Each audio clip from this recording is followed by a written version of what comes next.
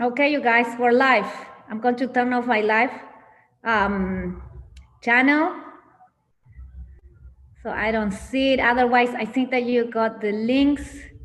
So I'm just going to close it so I don't hear double voices. Okay, now I'm back. Hi, everybody. Thank you for joining us. For those of you that are our guests, I'm going to go over our guest critics. Let me see who I see you there. Some people might join us later.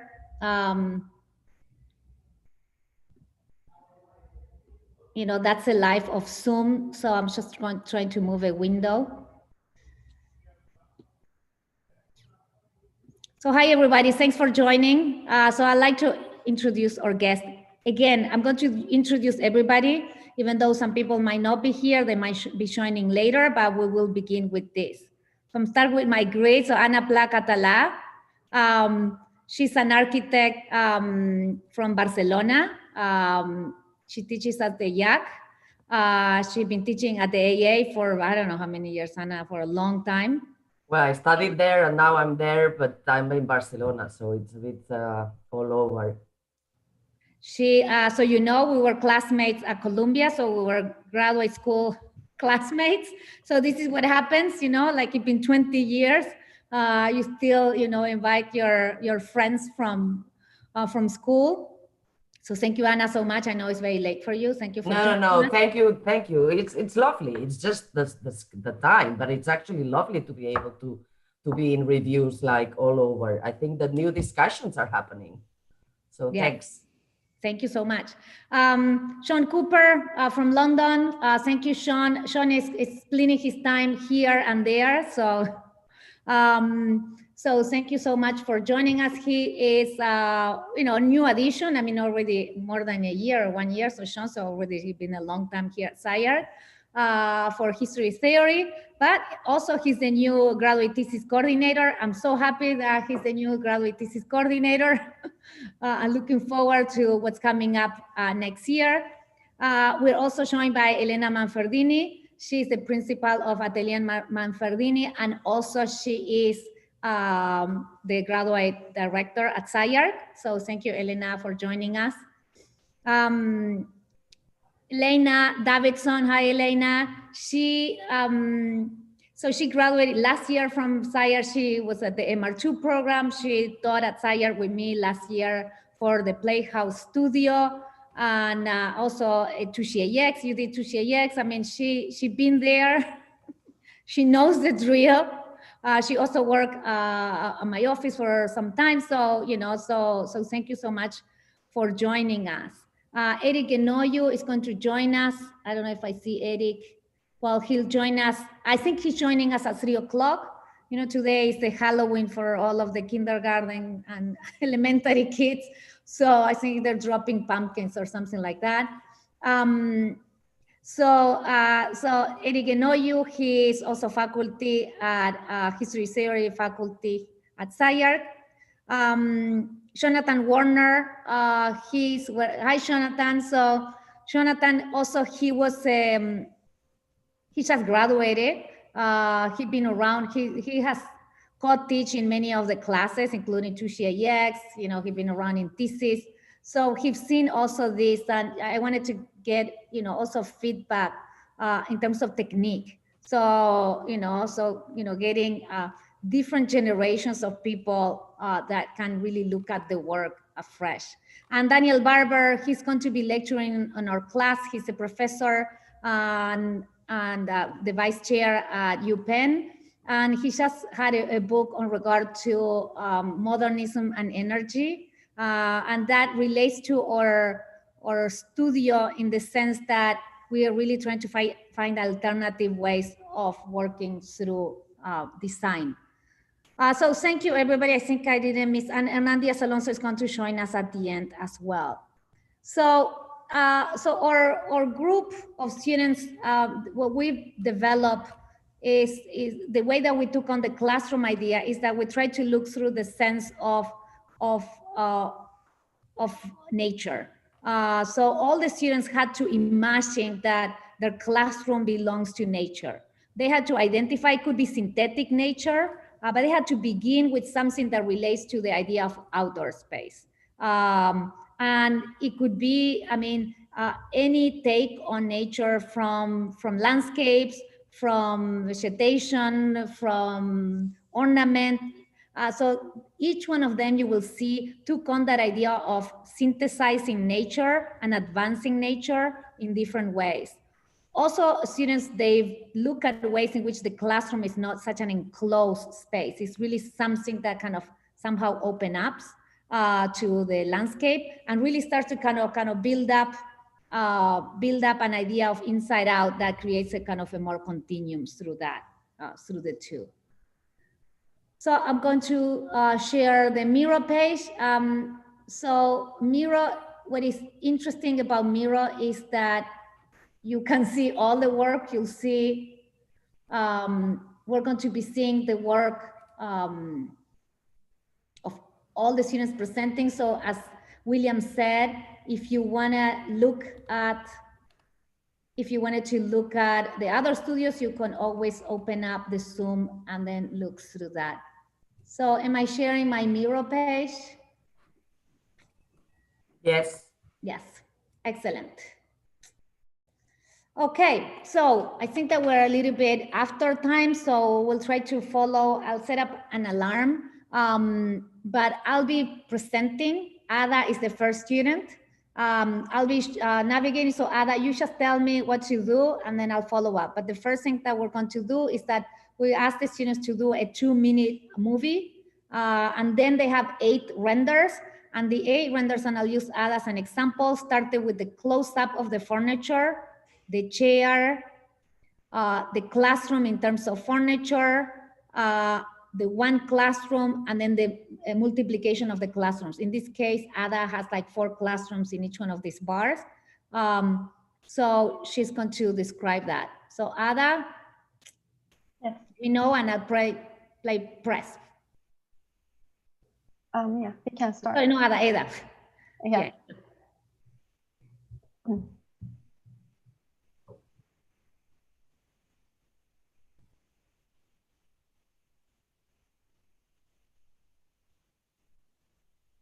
So in my project, the nature I express originates from spice, rust, and grainy mineral materials that exist in nature.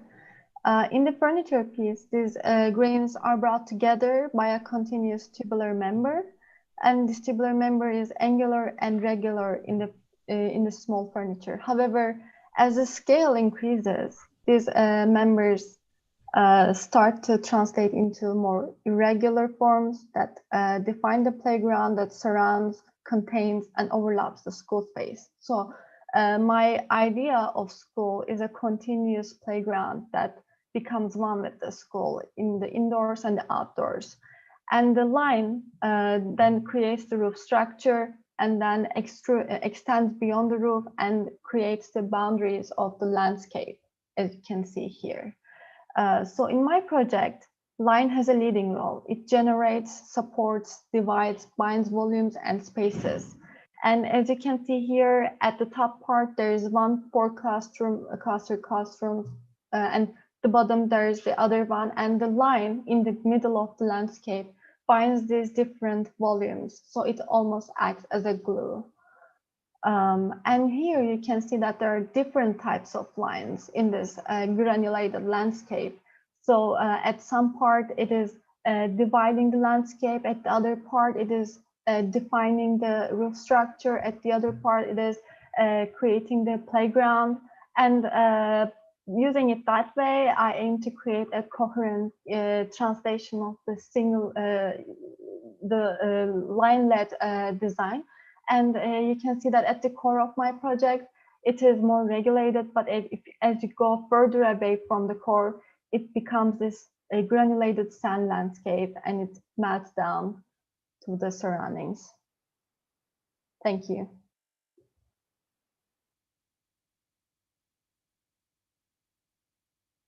Thank you, Eda. So I'm going to stay within the 8 renders because these were the required views, so we can have the conversations through that. And I can zoom into any required space.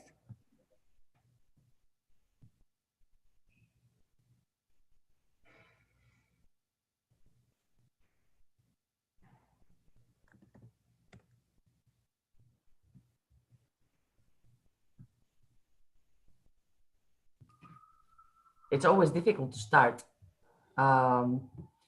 Maybe you can elaborate a little bit more on these kind of granulated textures that you kind of mentioned, which are in kind of vis-a-vis with a line. And I thought that the first one to the left, top left, was really interesting, because that to me really speaks about nature rather than the playground, which is more composed. So yeah, where the hand is, which is the leg. And when I look at that, I really see some kind of organism, right? And so I wonder what happened with that, because I don't see it anywhere else. It just became some kind of flat granulated texture for the floor, but it doesn't actually seem to have life, let's say, or be something which is alive.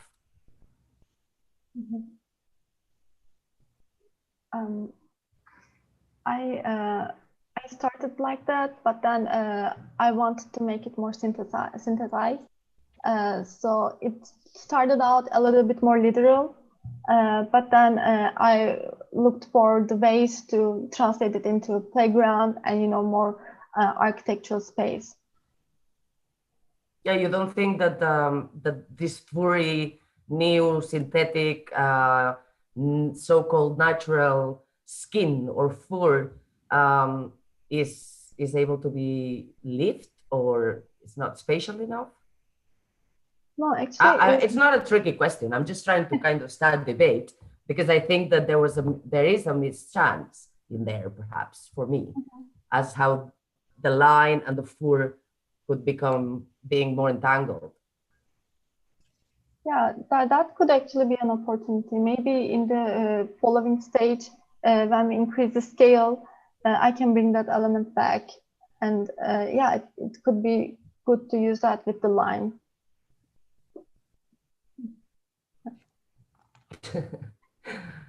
And what about the resin, transparent resin of the chair at below the fur? The transparent. So like the idea was actually to create this amber-like material, almost plastic and, you know, natural. Yeah, that material originates from there. But then I did not apply it to other elements, I guess. Yeah.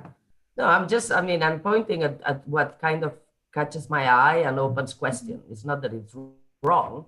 It's just that when you say I wanted to synthesize, I don't know whether that has been achieved or it's going in the right path, because I think some elements which I see a lot of potential from, yes, very Gaetano Pesce, are missed.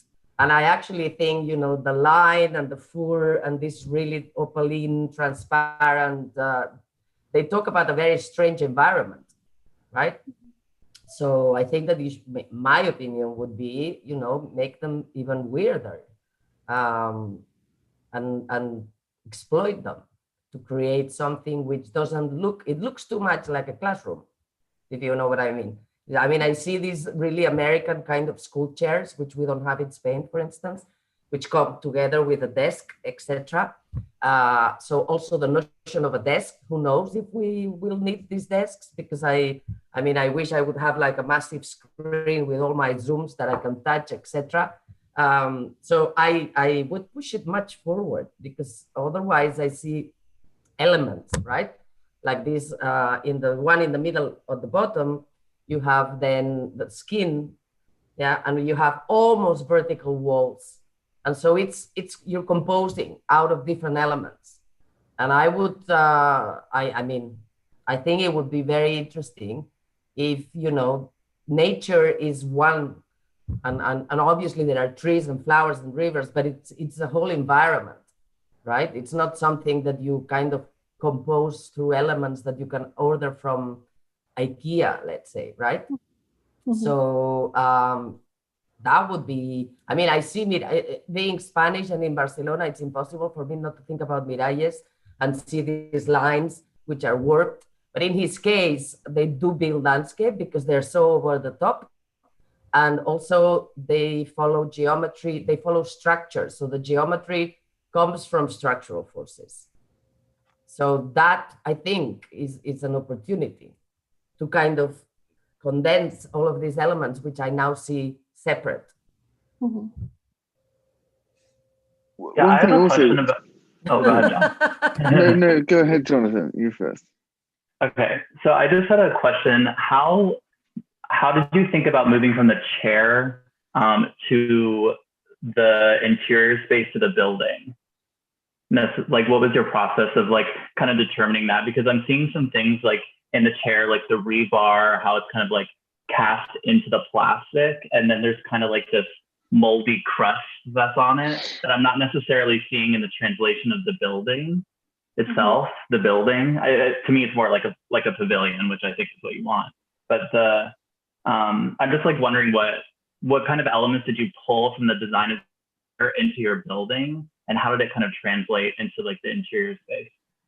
So the way I translated it was to, as you can see, there is one continuous tube that creates the structure for the chair. So I wanted to first create the frame of the main building, my classrooms, with that same structure, but which is a little bit more dissolved, not as regular as the first one, and then define surfaces on it. Right. I didn't want it to be too rigid.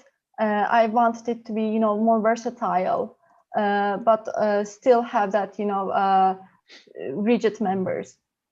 Right, because what I really love about the chair that I'm not really seeing in the pavilion and the classrooms itself is the chair has this very strange sense of like different gravities to me. So like you're kind of seeing the chair, which is like the epoxy is kind of like slumping in a different direction than like as you would imagine like real gravity to go. And I think that could be a really interesting thing to actually incorporate into the walls or the roofs of your pavilion, because that slumping and kind of that transparency and even the structure of the rebar, I think those together have really interesting implications of how to kind of bring light and define spaces inside, rather than kind of just saying these like, okay, there's these walls that are just kind of wavy. I think the material quality of it could have a really interesting way to define the spaces inside of the pavilion. So I would just think about that a little bit as you move forward. Thank you. Yeah. The thing I find slightly disconcerting, Eda, is the floor, which to me looks like a school floor because it's really, really flat and it has kind of like colored areas on it. And I find that slightly kind of suspicious because that always appears to me to be like a tokenistic institutional move to try and make a really kind of like disciplinary institution like a hospital or a school kind of look inviting. But to me, it only kind of emphasizes the disconcerting nature of the institution, which is that it's not there to make you feel happy and go wild and like be in some kind of enjoyable state of nature. It's actually there to discipline you into being a subject of a very specific kind. And I think there's so much to enjoy about some of the like explorations and craziness that you're beginning to explore. But I think to me, the fundamental place where that has to be dealt with is not in kind of expressive enclosures or even objects, but I would say it's really the ground of the institution, because that the ground of a school is also it's also the place of the most rigid kind of enforcement in terms of like governance and legislation. And I think, if the ground was as evocatively modeled as the kind of roof and the walls, like that, to me, that would have a much more pronounced effect on the kind of play. I mean, and like also what is play for you? And does it, also what is nature? Because, kind of no flat surfaces really in nature. I mean, the desert maybe a bit, but I think if you're talking about play as a particular kind of like way of navigating the world, that involves like disorienting and reorienting the body in its conventional relationships to space. To me, I think the ground is the place where you can most effectively and provocatively kind of do that. And then also, you know, you would raise all kinds of issues about like accessibility.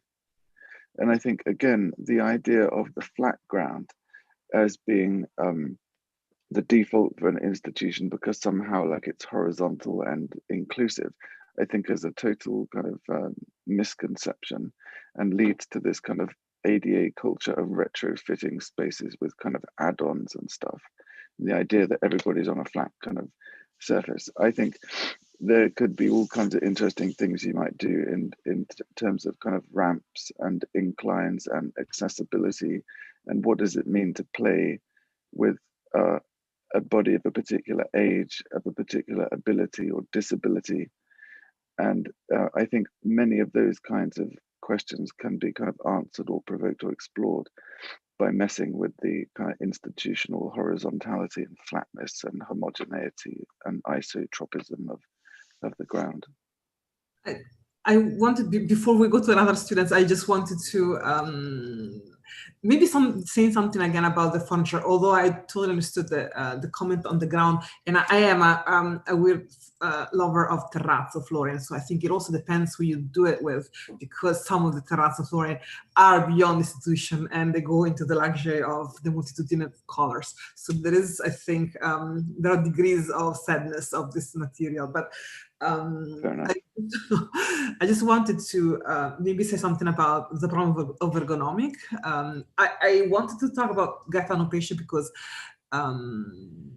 I think his work reminds me of your work, or vice versa. I'm not sure you have seen his work before, but there is a sense of craft. Clearly, every piece is different. Every piece is done in a different way. And so there is an idea that things are not produced in an industrial manner, but are actually produced one by one. And therefore, I think one could make an argument of the fact that there is also space for customization and for things that you make and errors to happen, and for a certain level of diversity that just simply is part of the way of making the pieces because they're made by hand. And I also wanted to mention the idea of the line because this furniture, 3D printed furniture that I sent the link for is interesting because it's all sketched in space. You don't really have complete control of what you are doing. You don't even see, honestly, I think exactly what you're sketching. And it is a sense of relationship between the hand gesture, the sketch, and the dimensionality of the object you get out of it. And it seems to me that those lines have this intense craft quality and maybe gestural quality that I think allows for non-refinements, allows for a place where you don't need to necessarily refine everything. I think there is there is a sense of early sketch. There is a sense of maybe insecure sketch as well. They're beyond, they're before stylization, which is something I like when it comes to children and their way to understand art and to draw. I think it's before control.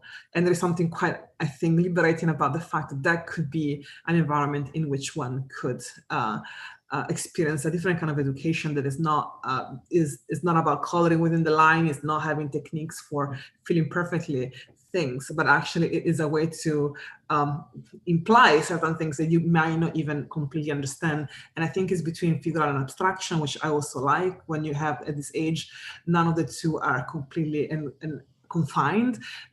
So it's actually interesting to see in childhood when abstraction comes, when literality comes, when you understand things and how much it takes to see something into something that is not finished.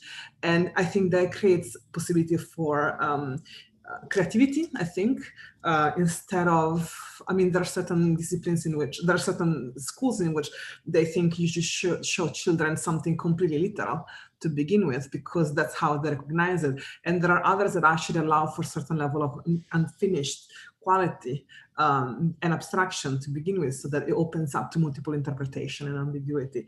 So I like the fact that the project has both possibility. That's all. Thank you. Thank you so much. Thank you for all the comments. And Eda, look at the links. You know, I would say copy and paste the links. I cannot open them because they're going to jump in the screen, but please copy paste them. Thank you so much. Thank you, everybody. Great job, Eda. And we know everybody loves that first chair. So I think she's going to carry on that. You have to remember also for everybody that students, they get introduced to how to get texture, how to work from a home computer, you know, so I think that it's, you know, there are many challenges they went through, and so, you know, to kind of reach this level. Excellent. So Carl, you're next. Yeah, okay. So maybe, Florencia, when you play the video, maybe you can turn down the volume a little bit, because I don't know if it's gonna affect. I don't know. I'm going to turn off mine, but I don't know how. Yes. Okay. You can also just leave the sound off. Okay, let me see if I can turn.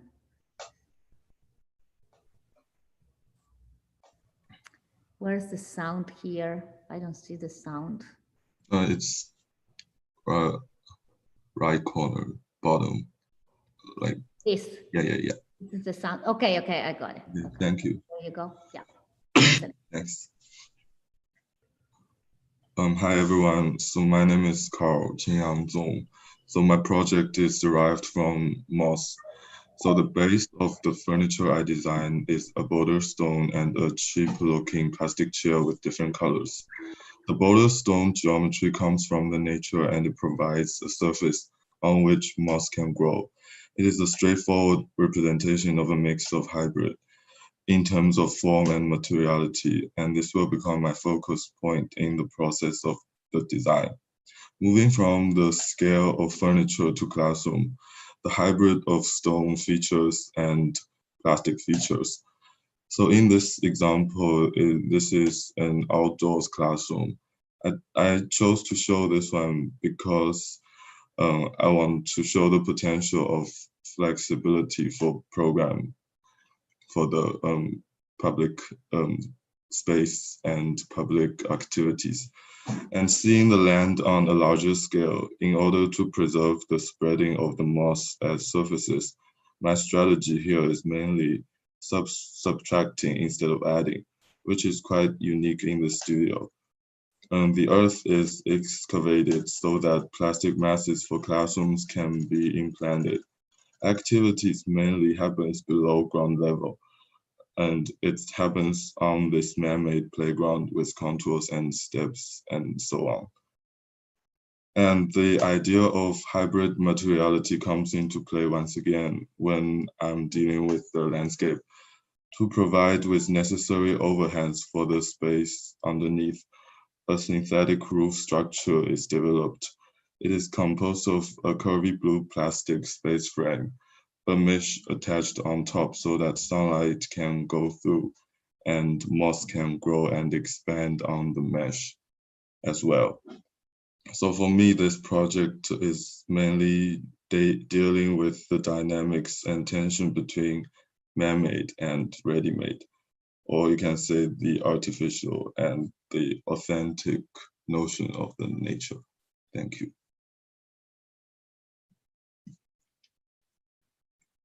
Thank you, Carl. I'm just going to go through some of the renders, but you guys can ask me to zoom in on something.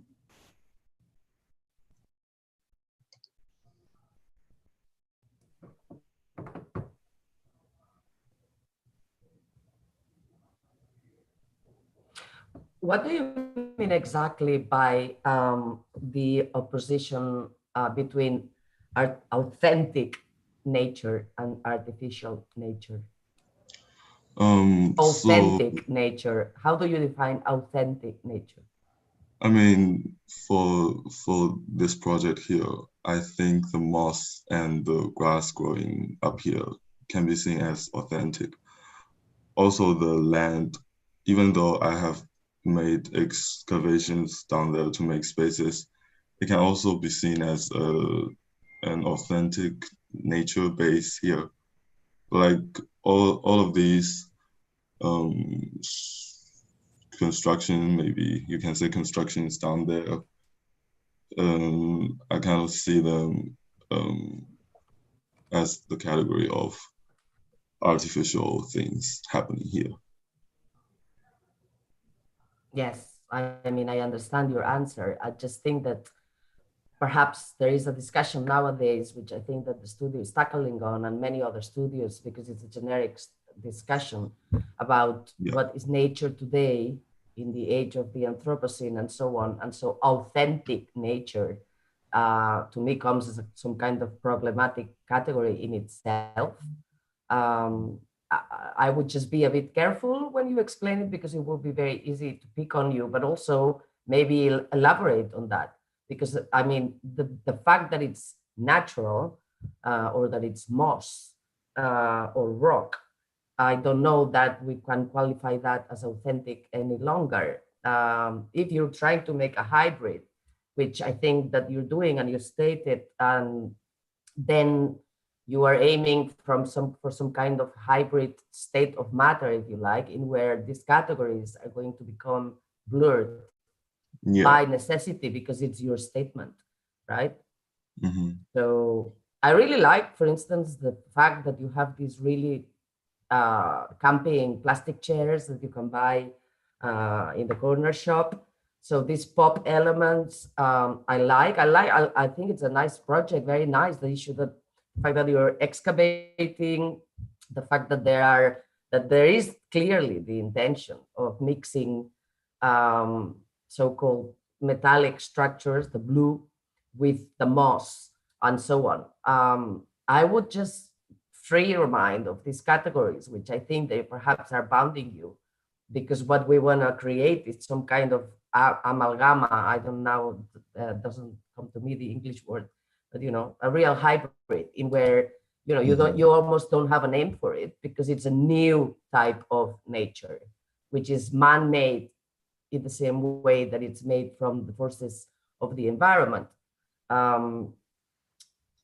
In Europe, especially in England, as John I'm sure knows, there is a lot of research being done in embedding, let's say, growth and bacteria and life, nano particles in construction materials, concrete, wood, and so on.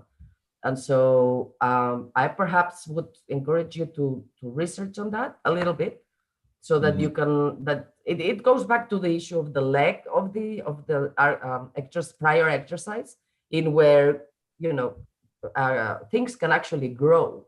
Life matter material, a life material can actually grow vis-a-vis and together and entangled with architectural components. So biological components, biological materials have become architectural materials. It's not something that you kind of add on later on to kind of make a new my turf in the backyard, so to speak. So that would be my kind of direction. Yeah, thank you for that, and I agree with that, because from the very beginning I've been thinking, because for the climate conditions in LA, it's actually kind of hard to grow moss in outdoor spaces. So there will definitely be some technology to deal with that issue, and it's going to affect the spatial characteristics of this project, definitely. So thank you. What I find kind of interesting, since you picked this domestic chair form, like the one you see in a backyard barbecue or something, and then you didn't really reinvent it anyway. You just kind of changed the color, which I think is okay. But what I find really interesting is that you basically are taking that backyard and you're putting it above their heads. And then now underneath is something totally different. And I think that might have some interesting implications as it kind of relates to the LA River. Because Florencia, the site's next to the LA River, right? Okay, yeah. So yes. You can kind of from Frogtown, across the street, the river from Frogtown. Okay, yeah. So that landscape, because the LA River it's not a landscape, it's infrastructure, really. I mean, it is a landscape, but I mean, we can get into that later. But the infrastructure of that, you're kind of aestheticizing it in a way, through that diagrid and all that. But then you're kind of putting this top, and I think it could have really interesting connections to how it relates to the greenway that they're building on the LA River. So that's just something to keep in mind as you like move on towards the project. And I think you should somehow relate the classrooms to the domesticity, because basically you're saying like, okay, let's just keep that domestic aspect and let's just move it somewhere else. So I think you kind of need to develop that narrative a little bit to kind of make your point a little bit stronger, because I'm not really sure like how the chair has anything to do with anything else in any kind of way. Like if you started putting like barbecue grills like on the roof and stuff like that, like maybe it would make sense, which could be kind of cool. I don't know. But yeah, just some thoughts.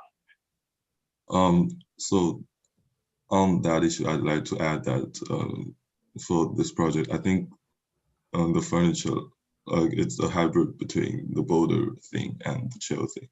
So like, I think the boulder is kind of, I've been focused more on the boulder from the beginning. So like, I was thinking maybe the scale of the boulder will affect that. Maybe it's going to go from a chair to a table, or maybe a plaything for children. And that's, I think that's what you're talking about. Maybe. But is it more about the act of embedding the chair into the boulder, or is it about the chair being a boulder? I'm thinking maybe the chair to the boulder. Okay. Yeah. See, like I would just make sure that that connection is very clear, because it makes me read it very differently. Because if the chair was that form but looks like a rock, I would think about it totally differently than if it were that chair itself. Because right now I see that chair in the rock, which makes me think other things. So maybe like work on that a little bit. Yeah, maybe to make that connection a little bit more to the landscape more clear, because that was kind of confusing to me. Okay, thank you. Carl, I mean, there's a lot that appeals to me in your projects, and you know, that part of the river kind of really fascinates me. I know it a little bit. I like cycling up and down it, and one of the fascinating things about the river right outside the site is that it has these kind of islands in it. Have you been there? Are you in LA, Carl? Yeah, I just opened the picture you sent. Maybe I can put it on Zoom.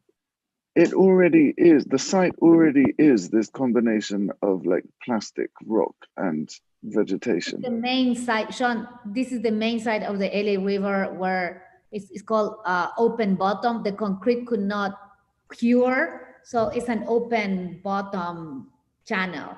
So this is, you know, the main place where it's an island. It looks like an island, but it's like, you know, it's actually the ground exposed because there's no concrete.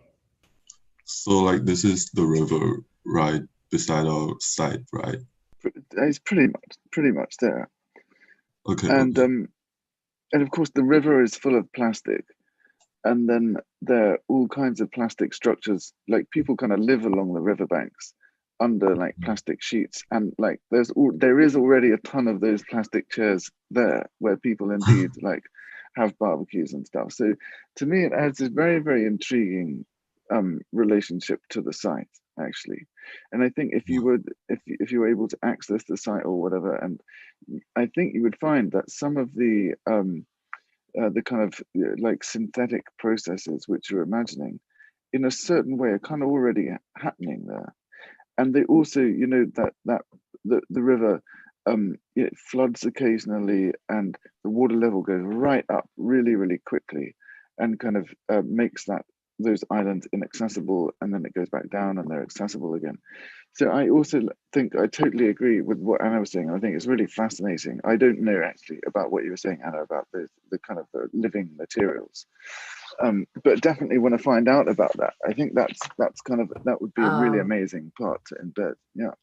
Are you in London because you're obviously English, but do you practice in London, or are you based? I mean, things that are happening.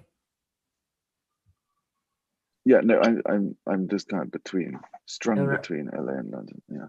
Yeah, well, there's so many in betweens. Me too. London, Barcelona, Penn.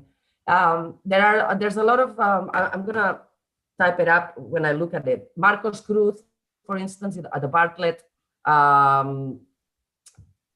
Ecologic Studio from Claudia and Marco.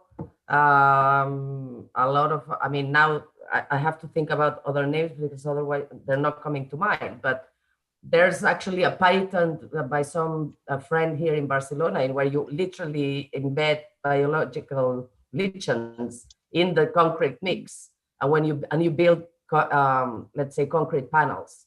And so when you build a facade, it's gray, but because of its exposure to sun and rain, in let's say 2 years, this facade would have become green, and it will have a live material in it. So there's like a line of research going into the incorporation of biological slime molds, lichens, chlorella, spirulina, all of that. So it's just because it's what's happening here very close to me, let's say, right? I'm also doing a little research on that myself, etc. So it is really literally about embedding. And it's something probably that it's not a discussion that is happening in LA.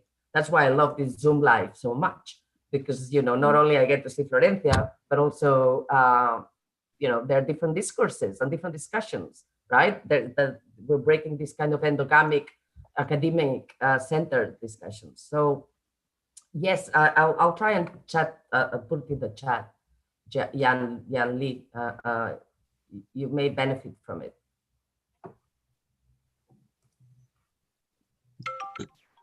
Oh, there you go. The timer went. Thank you, guys.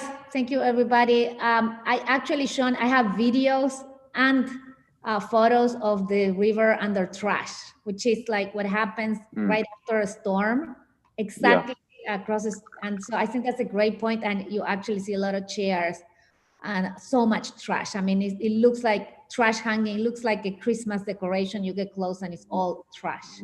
So I think that Carl, remind me and I'll find those photos because I have them, many of them, from my iPhone. So they're real photos, no Photoshop. Thank you so much. Thank you, Carl. I think you got amazing feedback. And thank you guys for everything. Okay, Jin, you're next. Yeah, I'm here. You can try if it is, can open the video. Okay, let's see. Yes. Okay, I'll start it. Okay, my name is Jin Xiao, and my project is about the plants furniture. The story begins with a little flower, which is not growing on the ground, but on furniture. Flowers are blooming on chairs and the desk, even on the lamps. My concept is about raising the plants to another higher level on the furniture, but nothing on the ground. The furniture are composed by plants and simple iron pipes, some pipes connecting together and become a bigger plant furniture. There are several kinds of chairs and desks for kids to play and use in class. And children can have their class in the artificial nature inside the classroom. And the pipes of different classrooms collecting together, which consist of simple arcs, circle, and triangles. The curve flow along different dimensions of the volume. And the shape of the classroom is also made by iron pipes. What's more, I used curtain as the enclosed structure of the classroom. The reason why I used the curtain is that it represents the wind. The wind is a part of the nature. And the curtain creates a sense of flow and the mystery of the inside classroom.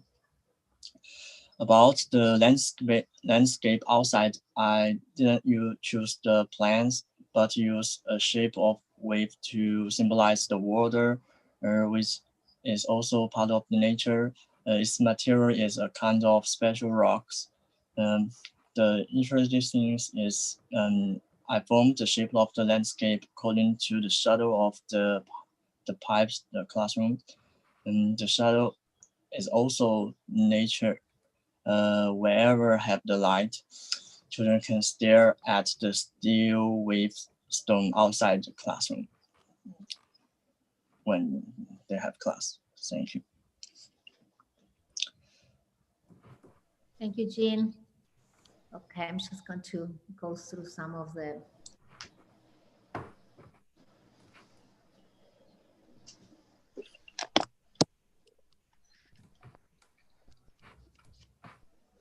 Come on, guys. I don't want to be the first one every time, but what are you going to do next? Because I mean, I see classrooms, furniture, I see a full building. So we're in midterm. You're obviously very gifted in computer effects. So what's next? The things I haven't tried. One thing about the curtains, I think I can develop further about curtains and the relationship with the outside landscape, and the wave rock is one thing outside the classroom, the landscape. I may try other things symbolize the nature, not the plants or other things about other outside the landscape. Okay, see, my question is why curtains? Why curtain? Yeah. I have said that first the need of the enclosing things about the pipes, and the things coming to my mind is the curtains, and the curtains it is represent the wind. The wind is part of the nature within the plants. Yeah, I mean, I think like these first two renderings on your Miro board are really, really beautiful, especially that one on top with like the gold flower. I don't know, I love that. But what I find really interesting about, yeah, the first two, the right on top of each other, yeah, those two. What I find really interesting about these, and not so much about the curtain, is like you're starting to tier the landscape up, and it's almost like these like cake tiers on top of each other. But then you're kind of suggesting like the chair kind of like can move underneath the other landscape, or like move out, or maybe the landscape like bends up and around the surface. And I'm not seeing that so much in the building itself. And I totally disagree with you. You do not need an enclosed space at all. Because especially in Los Angeles, you can have the classroom out all the time. You don't really need an enclosed space. So I would say that maybe the argument of the enclosed space, the wind, yeah, sure. But I think that there's a lot more interesting things in like how that pipe is just like popping out of the landscape. It just kind of like comes out of nowhere. I find that really interesting, and how you could also start to incorporate that into the LA River itself. So I find those qualities a lot more interesting than like the fabric itself. But I mean, it's still beautiful. But yeah, I would just go back and look at more of the details of those first two images that you made, because I think there's a lot there that you're not really like pulling out and kind of like bringing to the project. But yeah, that's my opinion. Okay. I would say as well that this furniture, at the end of the day, first of all, I can't help but seeing Sejima all over, which is, you know, it's okay. But, you know, these very fine Japanese, very well designed, and then they're just covered in this kind of turf with flowers. It is incredibly beautiful, the image. But again, it's super static, let's say, right? It's so finished. Like, is this real grass or is it fake grass? If I need to water them, do I have insects at the same time that I'm writing in my computer?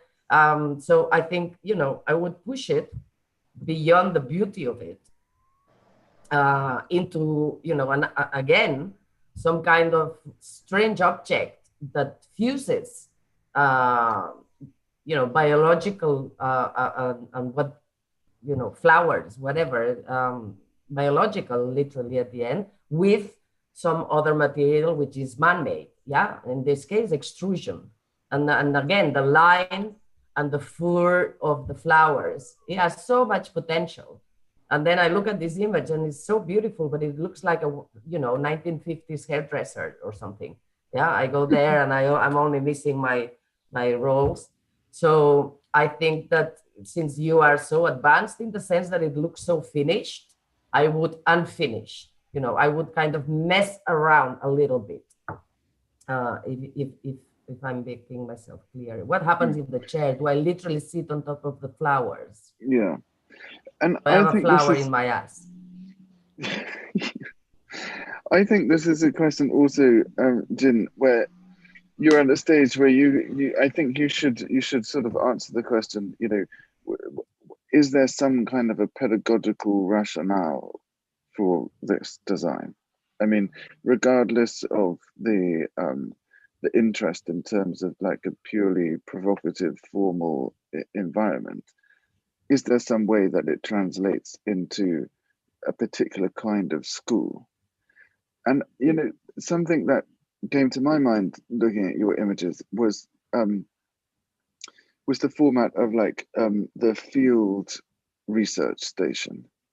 It seemed to me as a kind of way where your nature is kind of on trolleys, that it had this kind of like the hairdressers, but more like a kind of a lab situation where you would be like nature would be on trolleys and in kind of glass cases, and everything would be like a terrarium.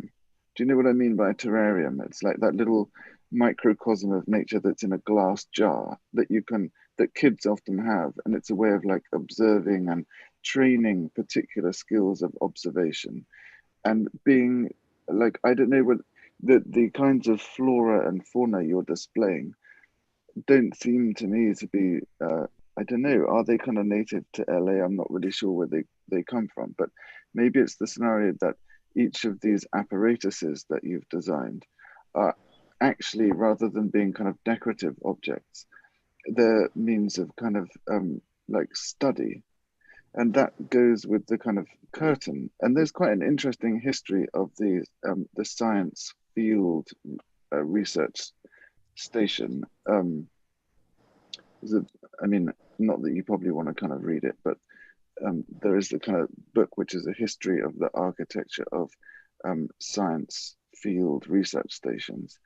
And they were temporary communities of scientists that would go like for a season, often to some like far out location, and often have these very kind of light tents or small sheds, or that would be kind of adjustable. They could move them. They were a bit nomadic, and in them they would be filled with like samples and glass jars and microscope. They would be like nomadic labs.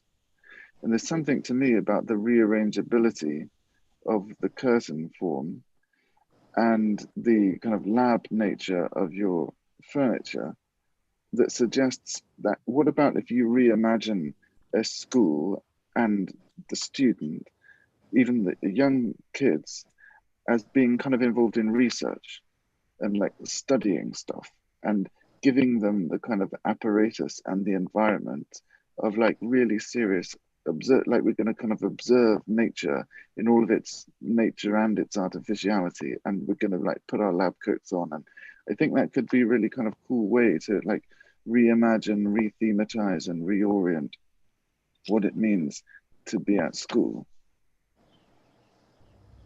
I really agree with that. Sorry, it just there's the school in England, Summerhill, right, in where it's like completely democratic. It's like a Waldorf Montessori pedagogical scheme. In Barcelona, we had the School of the Sea and the School of the Forest, in where literally that happened as pedagogical experiments in like 60s, 50s, and even before, in where kids literally learn in the beach, and they learned, they didn't even have furniture. So that was the School of the Sea. And so they actually chose their pedagogical curriculums, but it was everything was in the beach. And then its like counterpart was the forest school, was the same kind of, let's say, people that were doing it, but that happened in the forest. And so then children really learn directly from, cutting a tree and an insect and opening it up and whatever. So I think, as Elena said at the beginning, there is a pedagogical agenda. And so I wonder, for instance, what age are the kids for this school? What age are you thinking? Because to me, it looks very much an adult, even the sizes of the furniture and stuff. So it's not that this is a political studio, nor I wish it to be, but it's inescapable to think about, the effects that learning in such environments are going to have on us, right? As kids, but also as teachers, and the life that this architecture is going to trigger. And so far, this is so precious that almost, it doesn't want to be touched. And it's huge because the furniture are tiny when I look at it. So I fine-tune a little bit of that. Anyway, I'm going to be quiet for a while. Erik Ghenoiu has joined us as well. Thank you, Erik, for joining us.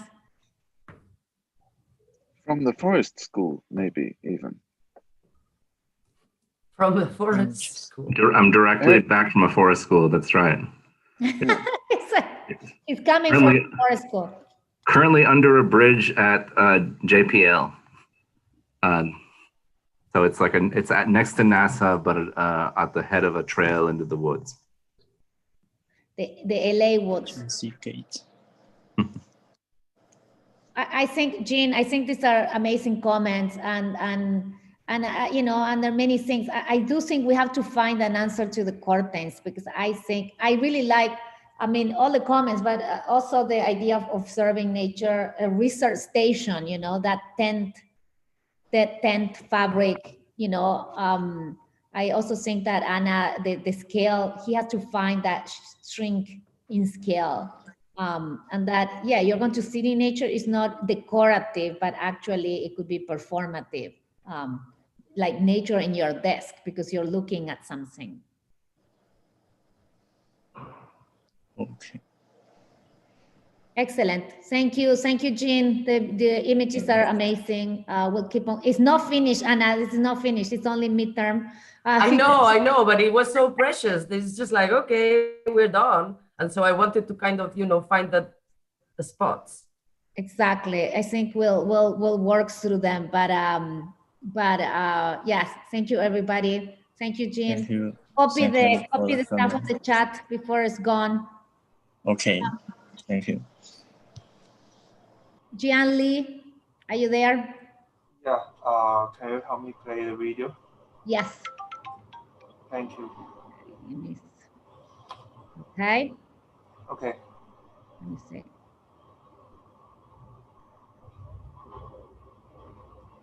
Hi everyone. My name is Jianli. My idea comes from groups of mushroom.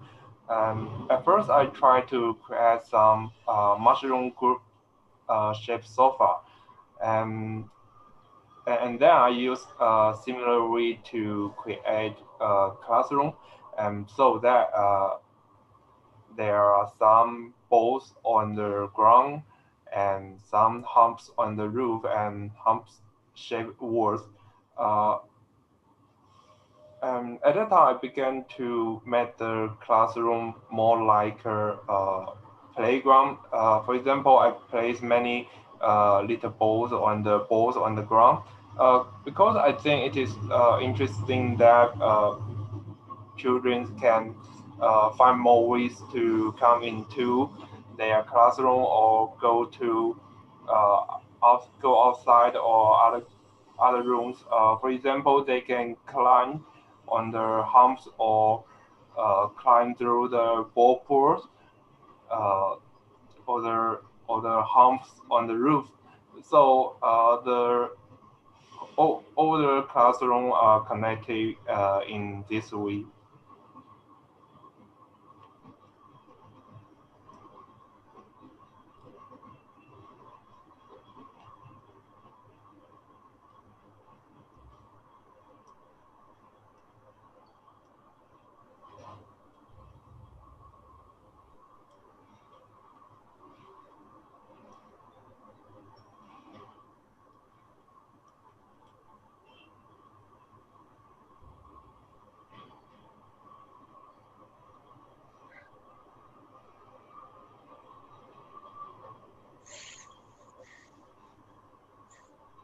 Excellent. So I'm going to put the images here.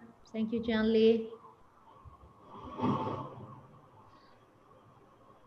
Erik, you came in later, but one thing in particular in the studio is called classroom as a full 2CAX, but my section in particular is looking at nature and how we can blur the boundaries between ideas of tectonics and nature, real and synthetic. And so all the students started with some research on that regard. And also the idea that the school doesn't need to be fully enclosed and that we have a lot of landscaping for our site because the site is huge and the school is quite small. So up to now, only 8 classrooms you're going to see, and they're not in the site. That's why we're not talking about the site, but we're next to the LA River, and they have to, these 8 classrooms are abstract, but after midterm, they move into the site and they complete the full program, which is quite large. And we started from a piece of furniture up to 8 classrooms. So you'll see always that shift. I didn't notice in the brief, are we looking at the same site near the LA River where the kind of in between where the Getty is planning its new building? The Getty, it's like, it's on the other side. I think the Getty is doing something which is on the other side of the 110. I think okay. We're in front of Frogtown. Okay. Jianli, how important is the mushroom? You mentioned mushrooms, it was the first thing you said, but I wasn't quite sure what the effect of the mushroom and what kind of mushrooms and why mushrooms. Just because after first class, we are asked to find some nature element to design our furniture, and I found a picture that some children sitting on a huge mushroom, and so I tried to create a sofa that like a group of mushrooms, and then I think maybe it's good to use same way to design the interior classroom.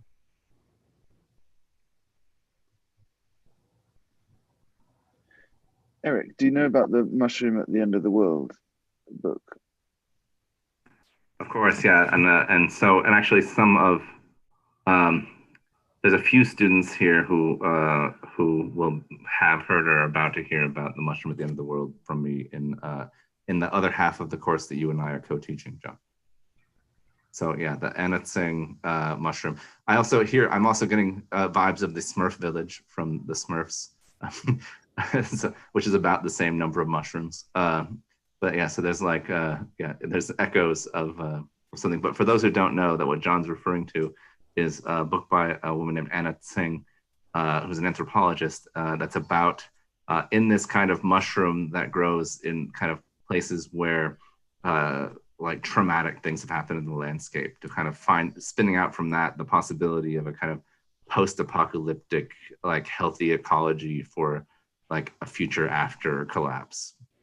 So I think the mushroom has resonances that can feed into this sort of theme of the studio, I think, very nicely.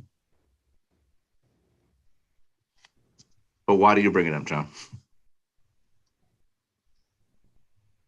Because I knew you knew about it, and I don't. But because Jianli mentioned mushrooms.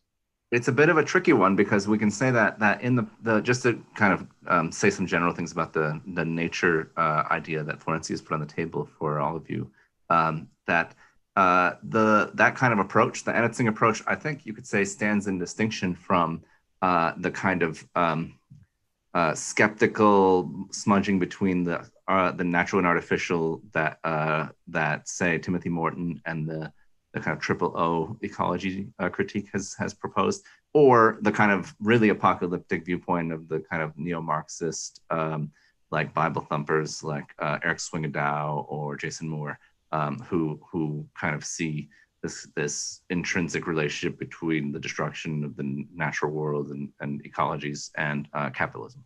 And so I think like Eda Tarakci gives us a way to think about how to act even if everything has been kind of ruined, and still kind of recover something of a human future, and a kind of more than just a human future out of that wreckage. And so I think it's like the mushroom has nice kind of relationship to all that, and which maybe is, wasn't the intention of the project, but I think mushrooms are great for that kind of thing. They'll grow under circumstances where normal gardening doesn't work.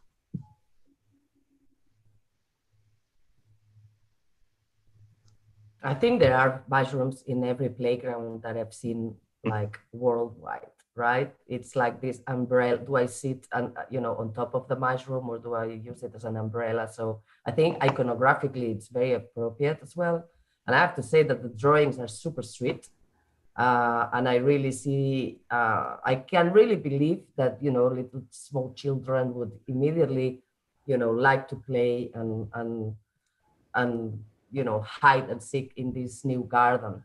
Going back to this bio material that we have been speaking about, John, for instance, I've posted in the chat there. You know that there are mushroom-made furniture, and that mushrooms are being used very much as a new material for bricks and furniture and so on. And there are many types of mushroom. One thing that I have to tell you, they smell very bad. So that's something that, for instance, is being taken care of. As why would one buy or make a house or a little classroom, if you like, out of mushroom material?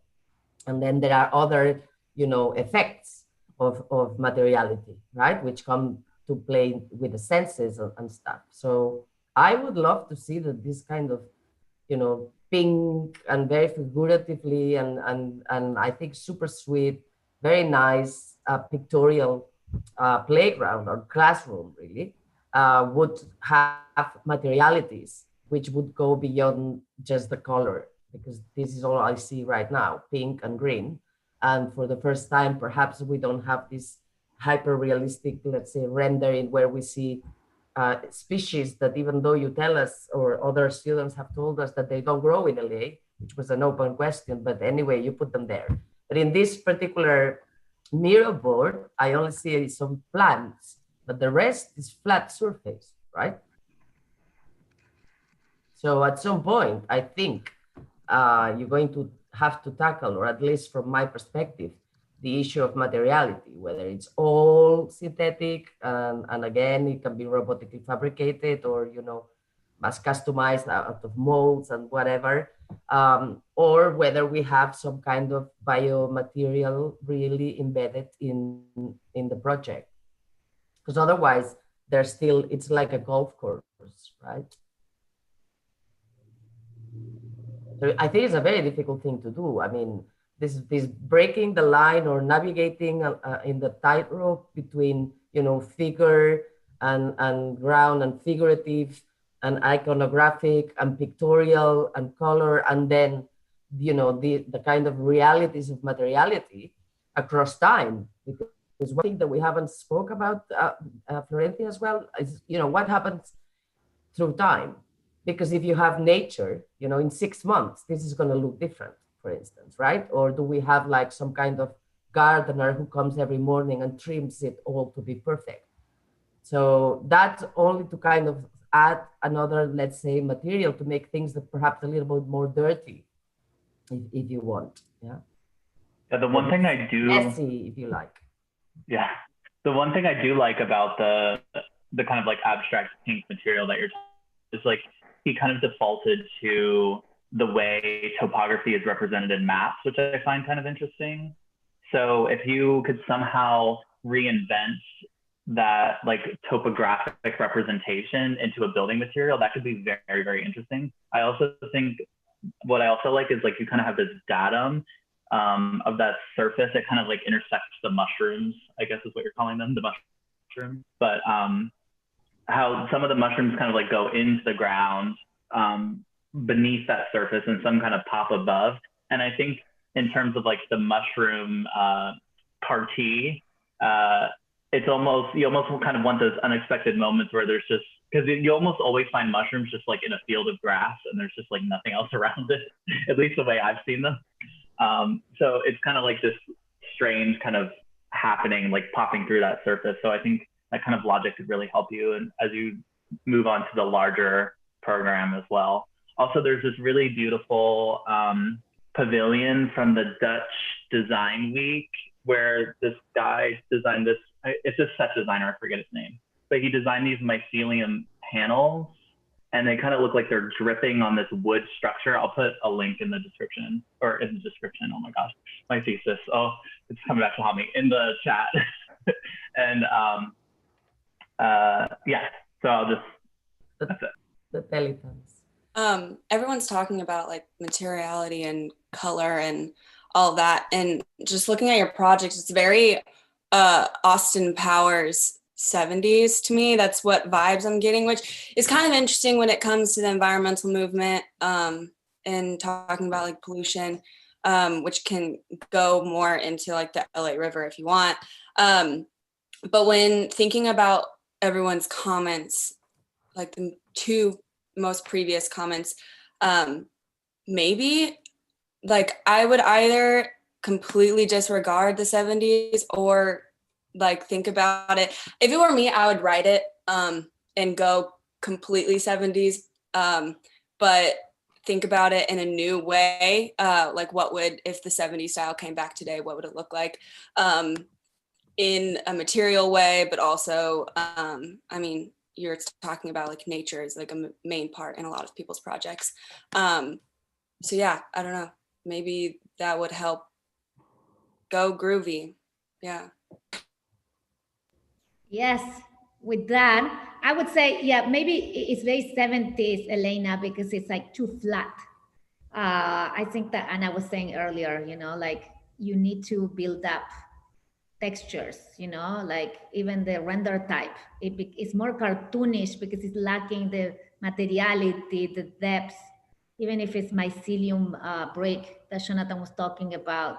I haven't opened any of the links. I don't want them to pop up into my screen. So, so I'm sure like you guys have a lot of imagery. So, you know, also I asked the students to create stories about materials, even if they found it on the New York Times or they found it on the, you know, the London Times, but invent stories about how amazing the material that they're working on is. But that's more of a final review thing. So right now we're like just dropping imagination and working through that. So I think, thank you for all the comments and the links, because the students need to build up a narrative on the novelty of their material investigation. Excellent. So with that, this is going to be, we're going to have, after this project, we're going to have a small break.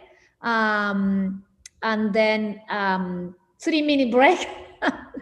And we'll continue. We don't want to call it a bathroom break, but I don't know, water break. So Kate, are you there? Yes, hello. Let me tell you, and I play press. Go for it.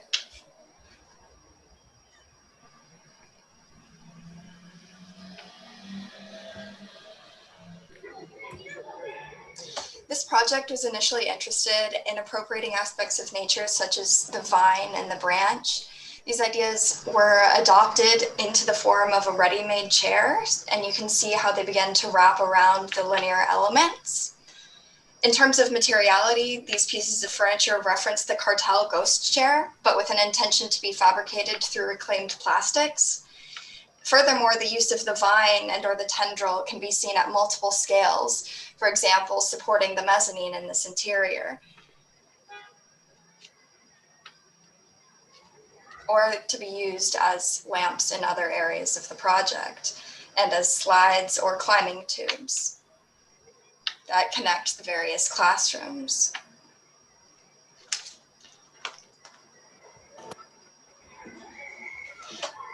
This form of circulation was intended for the children as a secondary means of getting around. It will allow the children to have an independent space from adult direct supervision.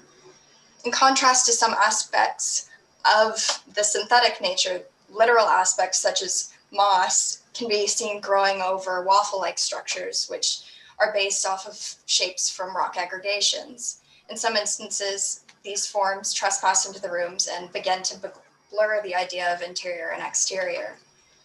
In addition, the volumes of the rooms themselves were derived from the intersections and curvatures of the climbing tubes and/or slides seen throughout. Through these connections, the rooms and aggregations are enwrapped with the idea of play.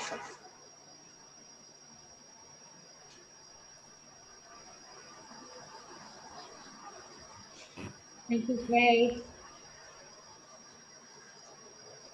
Let me move it to the render.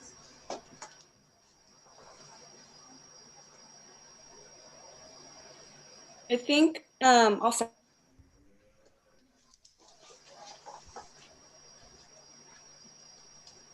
I think we lost Alayna. Jonathan, check with her. Yeah, so say she's upstairs. My Wi-Fi is still working. But the one thing I really love about this is like, so it's, to me, it's like, don't take this in a bad way. It's like a giant hamster cage in a bizarre kind of way. Yes, exactly. Yeah, and I think that when it comes to the idea of play, I think that could be really interesting. And I think with the vines, I think you just need to do more of that, way more. Because I almost don't want these, because the chair is still recognizable in a way, and I would maybe argue that it shouldn't be anymore. So you have the cartel chair, like the iconic clear plastic chair, but maybe as soon as you start wrapping it, it's still the chair, but it becomes something else. And I'm wondering how did you get these forms? Because I'm wondering if you almost need to wrap something that already exists with these vines or something else. I'm not really sure, but I think that maybe just like the density needs to be way more. But the concept is really nice. Maybe the floor, you know, the connection to the floor and so on. Yeah, right. I think connection is key. I really like the project, by the way, and I think it's the first one in a way that I can see a potential relationship clearly in the making between, you know, the chair filament and the kind of line that's starting to build surface, right? And so the line in here has the edge of the pavilions, let's say. Then you have the kind of inhabitable line in where you can slide, and then you have these lines in the facade of the pavilions that kind of grow on the roof. If the furniture could be embedded or could be linked, then you would have more of a link between the scales. And I think that would be amazing. Yeah. Okay, hi, I'm back.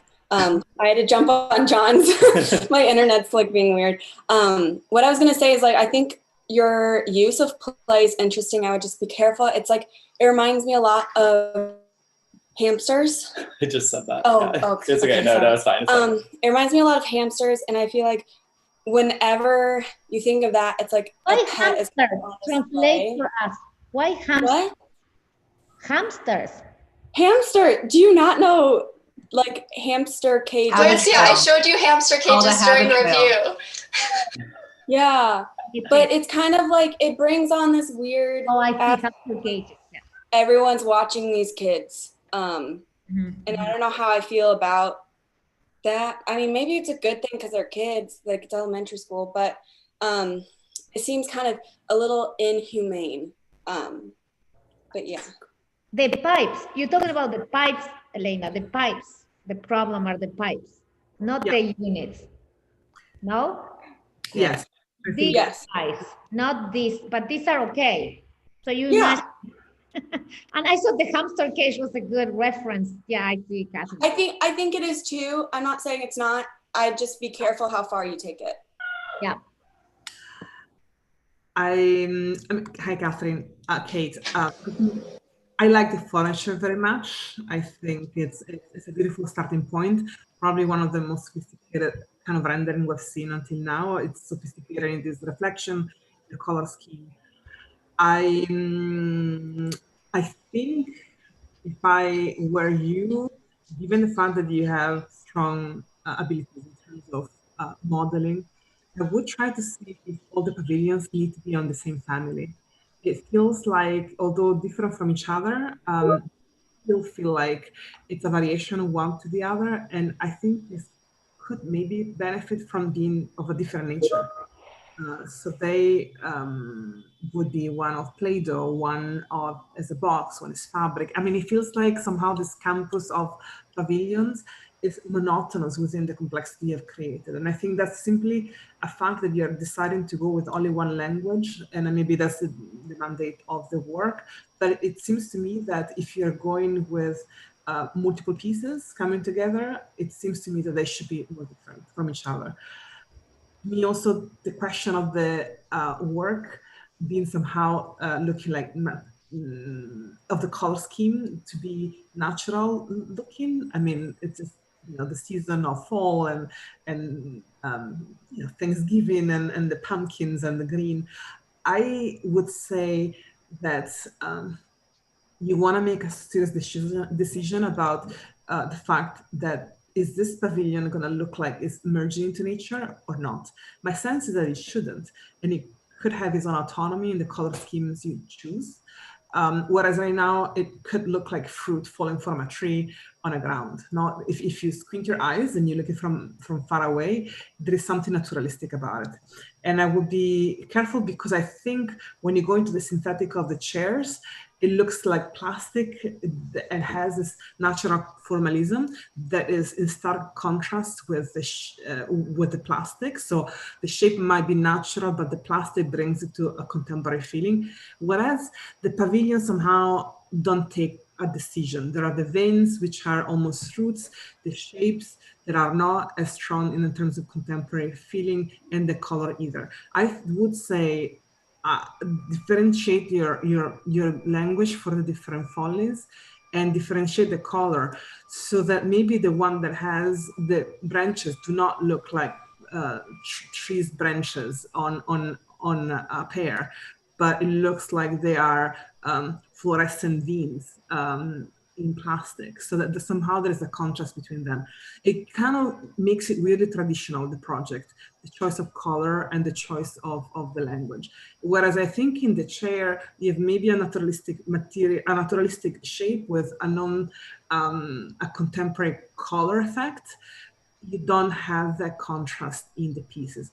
I understand that maybe you meant those tubes to do that job, and they do, but they do it only when you do a close-up of the project. I think when you go further away, you know, it reminds me more of the Pompidou, and there's certain, or the hamster, I guess, but it just is not claiming the territory of contemporary design that I think the interior can and would. And I don't know, I think it's maybe too arranged right now. It's somehow you arrange the interior and you profile the exterior around it. Does it hold its value when the chairs are not arranged that way? Meaning, I have a feeling that either you arrange the chair into the shape to make use of the program, or somehow this kind of compositional obsession going on, I think, in the project. And I would say, to me, the moments where it becomes more interesting is when that is not as visible. You know what I mean? Whereas, you know, when you look at, if I notate 1 second, I think these moments are kind of great. There is a weird mesh with some sort of curly glass. You know, there are some weird moments, but then when you go into the project, it's you know, it really gets organized, and I don't think you need that necessarily for the project. I agree with the comment on the floor, but I think maybe this is just an issue of, you know, going again against this idea of this naturalistic moments of the landscape where it almost becomes like Lumion, no, the software, like, it comes from another software comes in. I don't know what you did it with, but it feels like, well, you've done this project in this way, and then a software was used to render it, where it's screaming, okay, this is architecture. Okay. Hi, I'm just arriving to the review right now, but I saw this project from the beginning, and I'm sorry. I just wanted to make some observations for you guys too. I think my comments probably also have to do with the vines and the kind of tubes, which obviously are potentially similar in their kind of linear and kind of geometric qualities, but they're also similar in their translucent, almost transparent qualities too, similar to the chairs. So on the one hand, I thought it was one of the first comments was something about kind of increasing the density of these vines and the relationship of the kinds of kind of botanical qualities of those to the kind of details of the chairs. I guess I was curious about, on the one hand, being able to kind of take advantage of the kind of the difference in the translucent materials and the opaque materials, in that they could do more work for you. Like, what if those tubes weren't just ways that the kids are kind of moving from interior to interior, but what if that was how aperture was kind of designed, so that they could increase in scale and also, you know, kind of blow maybe larger holes into the surface, so that you don't necessarily have to cut into the surface, but you're able to kind of pull something that's light glazing through the surface, so it could behave like this. And similarly, I think a density of vine might be able to do that too. Like, it might be able to push through the surface of the opaque material too, and it could behave, you know, into something that kind of brings light in, but it also could behave in terms of its form, like furniture too. Like the idea that it could become these chairs, or the idea that it could kind of insidiously wrap the chairs, and, you know, kind of like a kind of horror movie where vines or these tendrils end up kind of subsuming subjects. In this case, it might be objects, but it could also kind of do the work of behaving like chairs too. So it could potentially encase chairs, but also behave like chairs. But then it could do work like let light in, like it could kind of push through these surfaces, I think. So I'm curious about how these things can kind of expand in terms of scale and density, and be able to do a little bit more, be a little bit more complex than the kinds of work that you're having them do now. Thank you. I think that we have time for one last comment, and maybe Sean, because we're going to lose Sean Cooper after the short break. So Sean, maybe you want to expand on the Haraway description. Briefly, yeah. Okay, I can't remember. Have you done the class on Donna Haraway yet? Yes. Yeah, I mean, was tentacular thinking in your mind at all when you were dealing with these? Yeah. I mean, because I do think, you know, for all the projects that it seems to me, you know, now maybe looking ahead to finals, like, how are you going to conceptualize the moves that you've done, the materialities or the forms or whatever those moves are? How are they going to get conceptualized in terms of like a school context?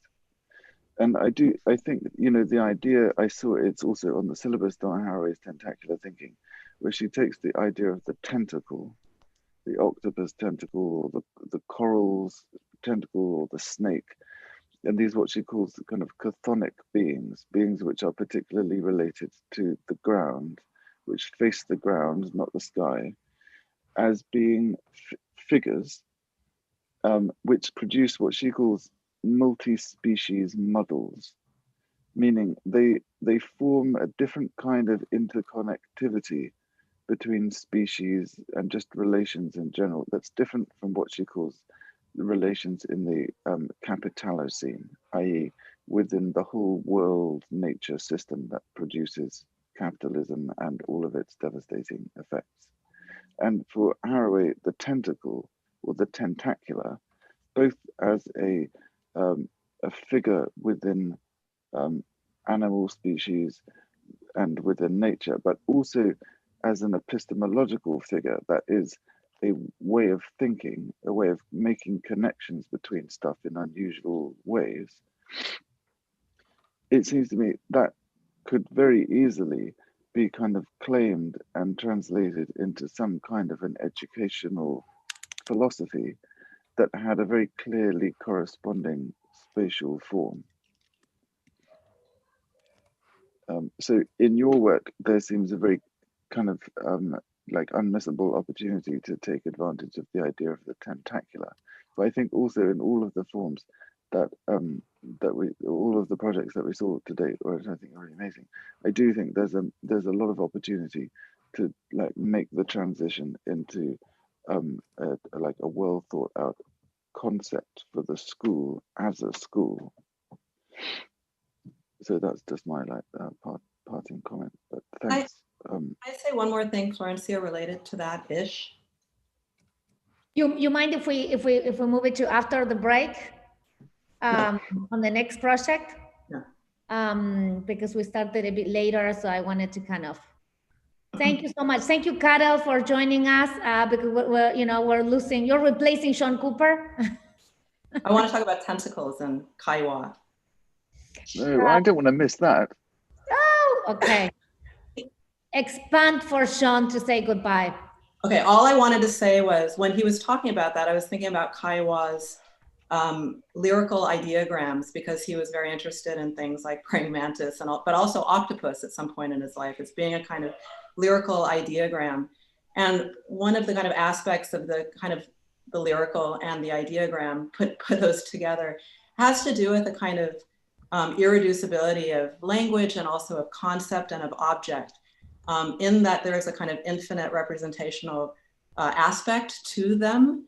And so when these things that are vines are also tentacles, are also kind of glazing, or also that they can be multiple, that they can be kind of infinitely represent. The idea that there may be in this kind of lyrical aspect, not relative to music or aesthetics, but just in terms of what he would call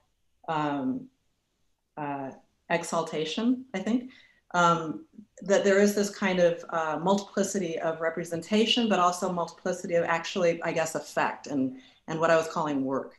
But there seems to be that so it's not specific to Haraway, but it is specific to tentacle, the lyrical ideogram. Excellent. Okay. Thank you, and please add them to the chat. So we're losing. Sean Cooper is moving to Marcelo's class, and Ana Pla Catala. Thank you so much for joining us. Thank you very much for inviting me. It's we know it's very late for you guys, so thank you for staying this late, and we welcome you back in December for final. Looking forward. Hi, Karel. Hi.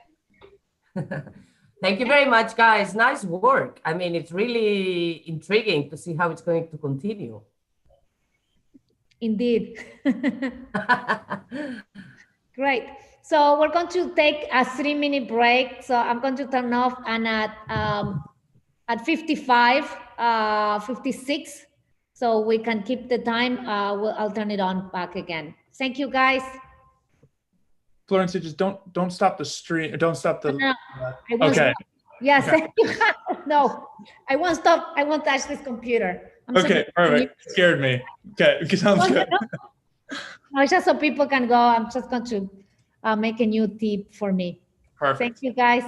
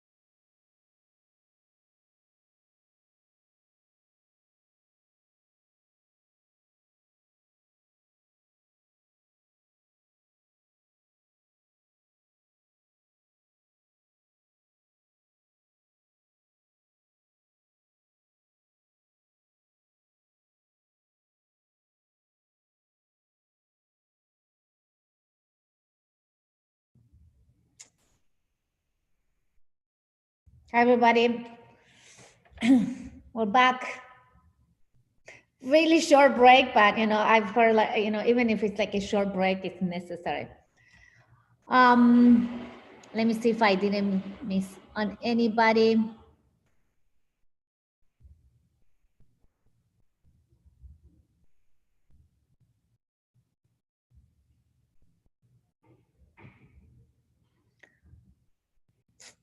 Okay, Charlotte, let's wait a few seconds so we get everybody back on the Zoom. Okay, would you mind just testing the volume? Okay. I think I figured out how to do that. Let me see, when I go to full screen, do you guys see full screen or not? You want me to lower the volume a bit? Yeah. Okay. So I go there, no? Sure. And then could you just play the first few seconds just to see how loud it is? Yeah, a little bit lower actually. There? Yeah, that should be good. Thank you. Okay. If I go to full screen, do you guys see the full screen or not? If I do this, I think where you. Yes, that. Yeah. We can see. Yeah. Okay. Okay. Excellent. So I think we're back. I see Catala, I see Erik. Let me see. And Elena is there, probably joining in. So we'll begin, Charlotte. Okay. We are born into nature. In the geometry of nature's field, light peeks through and guides us to new horizons. The flourish table depicted here exists as the base module for the design of an experiential learning environment that nurtures the minds and bodies of today's youth. Inside the classroom, the use of glass and reflectivity in tandem with patterning bends spatial constructs, creating an environment full of imagination and wonder. My design process is a regimented organic one in which the baseline structure of a pattern framework grows into a system of ornamented geometries. Blurring bounds of linear and organic networks, this framework encourages a natural blending of classroom and landscape. The geometries and patterns of the flourish table network to become a natural scaffolding through which a synthesized classroom framework and landscape emerge. Each unit wraps itself around the students with nurturing gestures of structure and light and air through geometric patterning, encouraging the incorporation of interpersonal exploration and the inspiration of nature into the learning framework. Pattern finds form on exterior and interior surfaces, including rooflines and overhangs, generating a vibrancy and complexity conducive to the development of original thinking. The structure is designed to facilitate optimal transfer of learning among students, integrating nature's innate networking mechanism into the learning environment. In the creation of patterns that reimagine the natural order, a new learning environment is unveiled. My design seeks to reformulate pattern as we currently experience it, blurring bounds of dimensionality, finding potential in the deviation from traditional means of visualization and articulation. Land and massing are blurred in this proposal, bringing landscape right to the table to enrich the minds of those who enter these spaces, enabling each student to flourish in new and unexpected ways. Thank you. Thank you, okay. Let me go back to the images. Thank you, Charlotte. Let me place. Excellent. So here we have the different renders.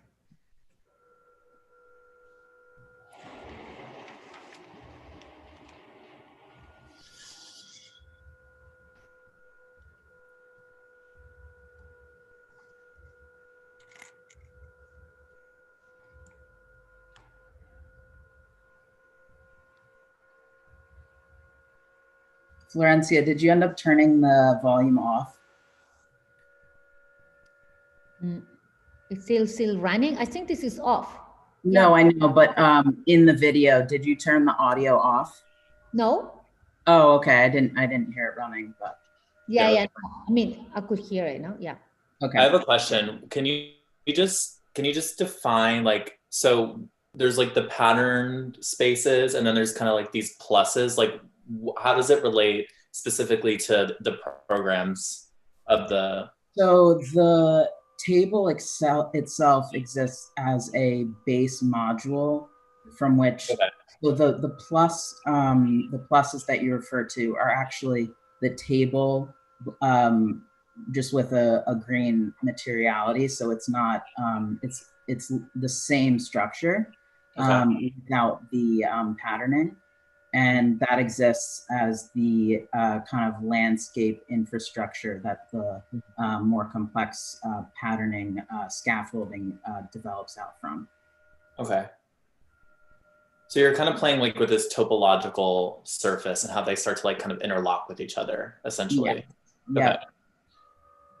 Yeah, interlocking is, I didn't get into it in my introduction, but the ways in which you can see just in a brief moment in the tables that are the kind of red scattered pieces.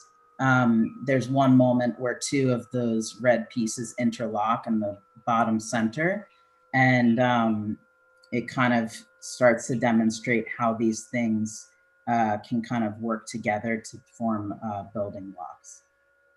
Right.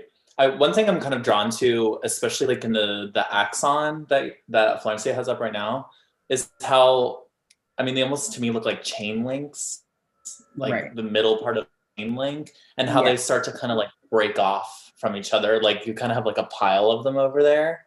Right. Because when they're so, I was like, I really like how they're kind of interlinked. I think that's a good concept to have, especially kind of like for an integrated classroom. But I think there's kind of potential to where maybe the interlocking thing is happening in some kind of different classroom than maybe some of the ones that like start to break off. And I think you can compositionally make that very, very interesting of how this thing kind of like comes to fruition and comes together and links together, kind of as like a concept, both as it engages with the community as well. I think that could be really interesting. Right. And then, it can help with dealing with flatness too. Yeah. And I think also you have the potential to lock going up as well. Right. So I have those pieces breaking off because, as you're mentioning, part of the concept is to, in fact, have part of the structure be able to become purely an outdoor classroom. So to have these kind of movable kind of structures that can then be moved out into the landscape and become these kind of playful follies that can be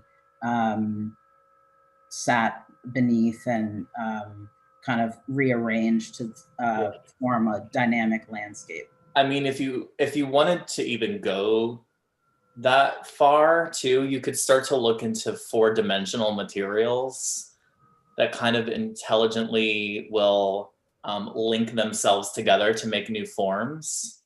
Are you familiar with any of those? NASA uses them, and they're kind of like, I don't even know how to even wrap my head around some of it, but they basically kind of will fold together intelligently with each other to kind of create new spaces. And I think that if you even wanted to go that far with that, like these kind of like autonomous like classrooms kind of predicting scenarios of a day-to-day basis could be really, really interesting. I mean, that sounds right up my alley. Thank you. I know Skylar Tibbetts. Oh, sorry. Skylar Tibbetts does a lot of stuff too that like, he like rattles it and then it comes as one piece. I don't know, just to throw a name out there that you could look up, but yeah. Great, thank you. I'll try to find an example of what I'm talking about, but yeah, looks great.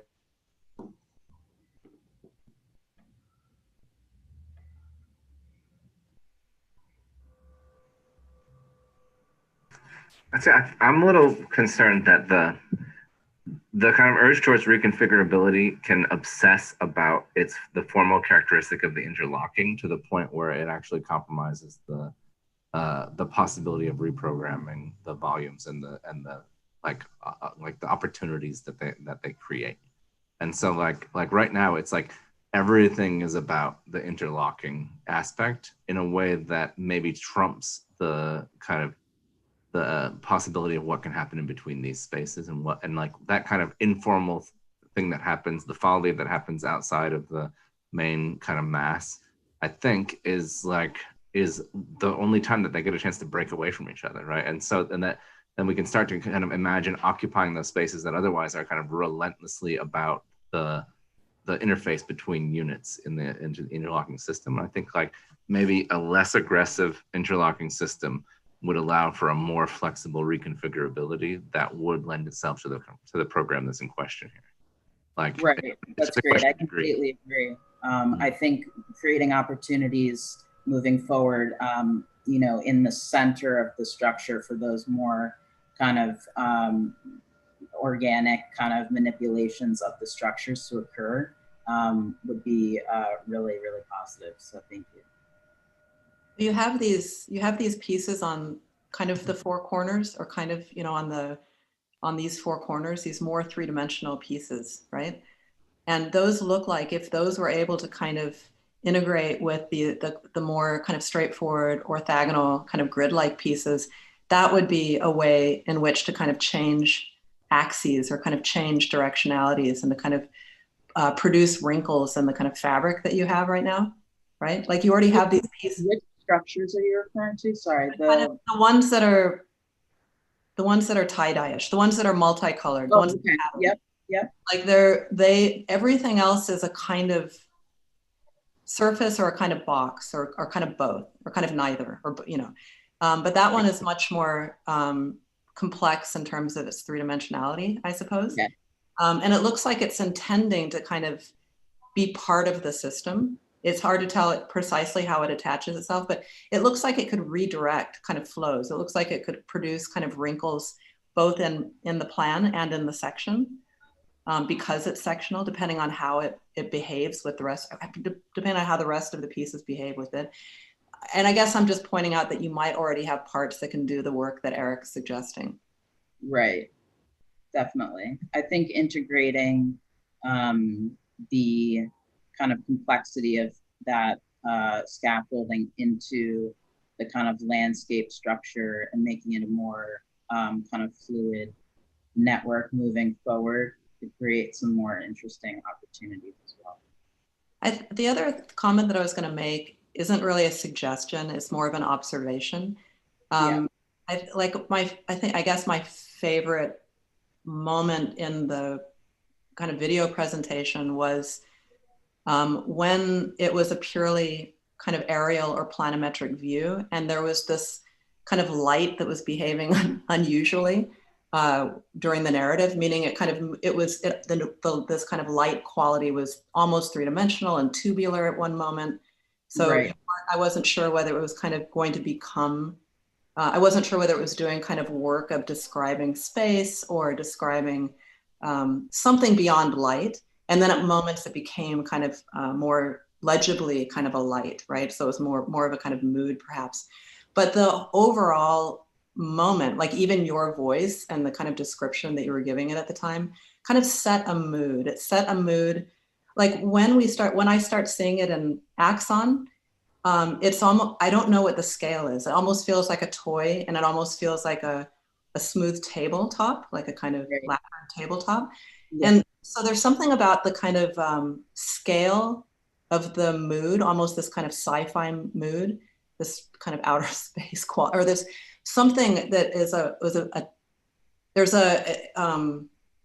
feel like it has two different moods, and I wonder whether it can somehow find an in-between, or whether it wants to kind of be able to grasp moments of that other mood. So, and I don't even know what that means precisely, but I think I just wanted to point out that there's something about this when you look at it in a kind of axon view, in a kind of more three-dimensional view, that it's really hard to kind of, for me to kind of lock down a scale. I don't know whether I'm walking on it. I don't know whether I'm walking under it. I don't know whether I'm playing with the pieces in my hand and putting them together. So there's this kind of vagueness to the scale, which I'm not sure whether you want to kind of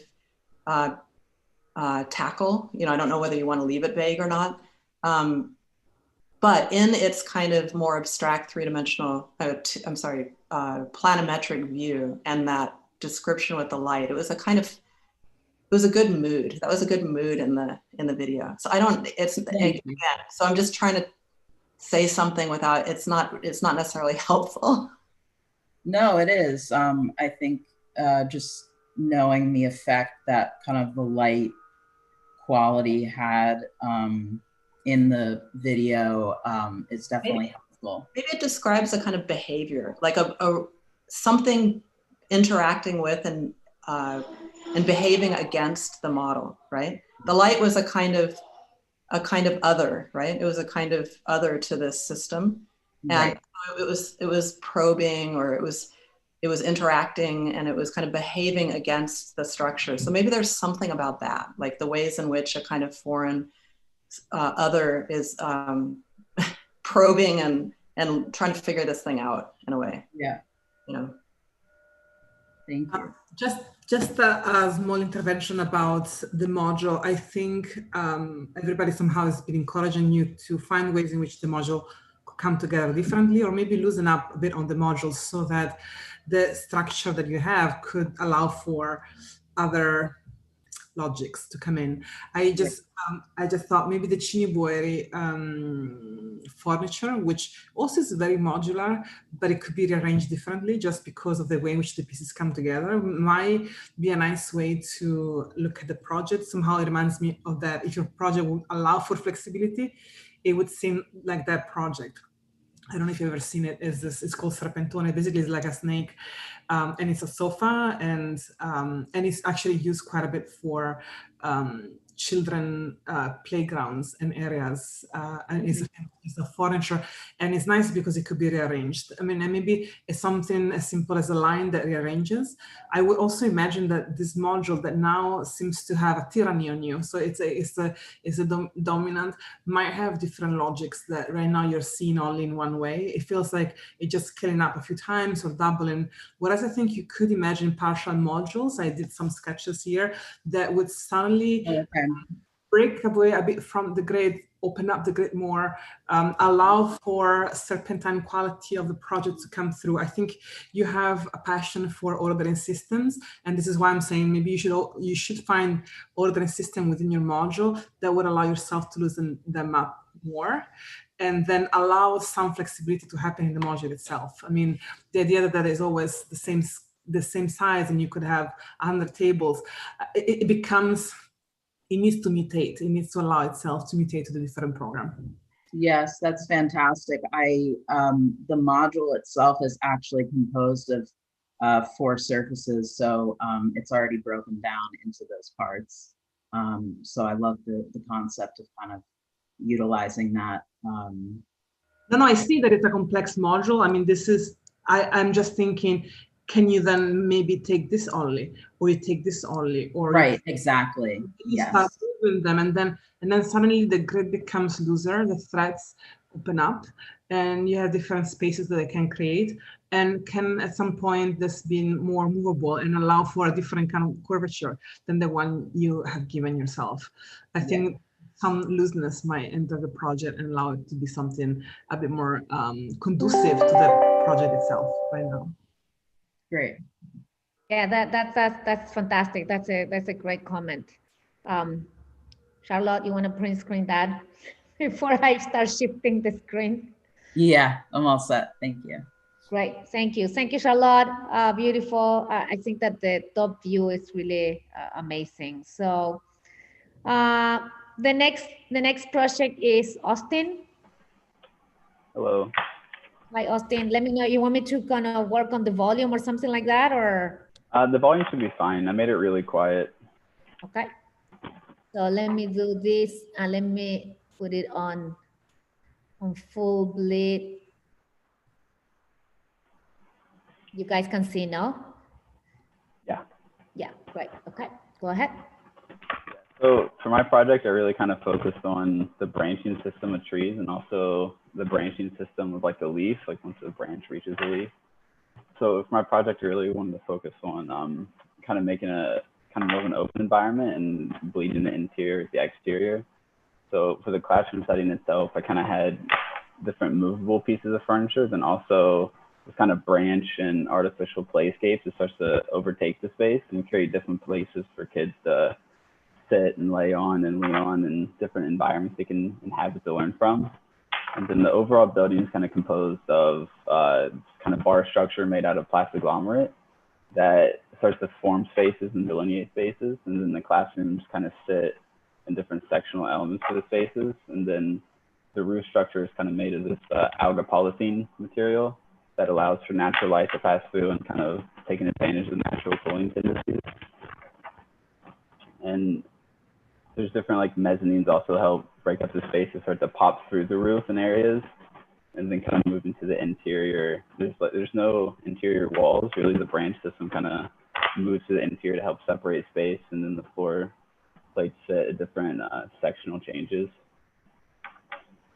And you can see that here, kind of how the floors are raised and lowered, and then the bars themselves start to come in and create more stationary pieces of furniture. And the kind of artificial interior landscape starts to bleed kind of into the exterior, kind of further blurring the boundaries of what a classroom is, and kind of gives the kids the freedom to be fully indoors or kind of covered from the outdoor.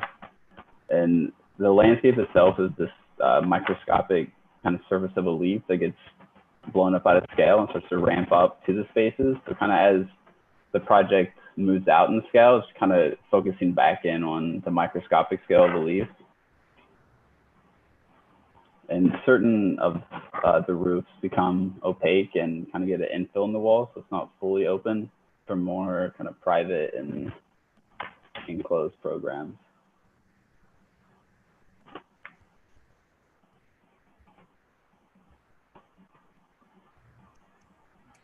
Excellent. Let me move to the renders.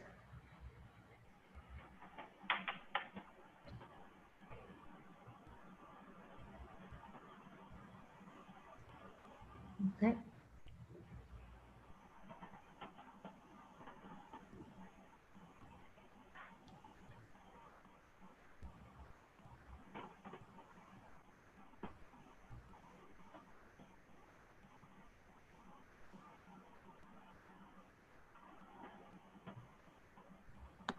Can you speak a little more to like the roof texture, like the tortoise looking? Yeah, so I mean, it's kind of like a made up material. I called it like a alga polythene, but it's really it kind of spurs off of like the plastic agglomerate. It's like the kind of natural occurrence phenomenon of like plastic waste mixing with rocks and kind of forming a new material. So it's kind of like taking the same concept of like, you know, what if an algae mixes with plastic? Like what kind of material does that make? So that's kind of like what the roof structure is. Especially with it being so close to the LA River, that's kind of full of aggregate and plastic and kind of algae. Okay. One of my really good friends, actually, his name's Beckham Seji. I'll put a link, but he is actually working on developing an algae facade. I mean, it's not formal in any kind of way. It's very technical, but it could be interesting for you to look at for research. Because basically like the algae is like filtered through the facade, kind of like a fish tank, and it just like constantly recycles itself, which could be really interesting in terms of the LA River. Because you could like grow it there and like filter it up into the building, just as like a concept. I mean, you don't have to get that far into it. But yeah, the only reason I was asking about the roof is because it reminds me of a really large scale, almost like lenticular lens with like the ridges. And I almost wonder if you could play with the scales more to get like these varying effects and light effects on the inside. Like I wish I knew what it looked like underneath and like the kind of light quality that came through a little bit more. But I also see it on your furniture. Was that originally there? Like, did you guys design furniture yourself, or did you work off an existing piece? We made it ourselves. So like we started with blank. Yeah, I was just wondering if it had anything to do with like an existing piece of furniture that you're already looking at. Okay. Some will commercialize it. So yeah. Okay. But yes, they designed the other studio, Marcelo studio, they started with ready-mades from found furniture. So yeah, you'll see that in the other group. Okay. Yeah, and then like in terms of the terracing, like I know you said something about the scale. I don't know. Oh yeah, I think the project lends itself really well to the powers of 10 that was in your program. I don't think it's working quite yet, and I think it's because of the textures. I think you could use them in a better way, using them at a smaller scale, and then you're scaling them up as it goes up. Whether they don't stay as a texture, but then they become an actual thing, or even like the building itself. Do they know osteogram? Maybe. I'm typing it. I don't know. Look. We can send a link. Okay, yeah. Look into this, and then maybe you need to mix a few textures. Oh, I don't want that. Okay. We spent, you guys can imagine, we spend a lot of time trying to figure out textures, working through them. But I think that's a good point for Austin, because he has textures at every scale. Yeah, but he has two very distinct textures. Yeah. And I think what would work super well with his project is if you had one that then might change based on the scale of it as to what it is, whether it's a texture or an actual item, or even at like a larger scale, like it could become your building. It could become like the whole organization of your spaces. Yeah.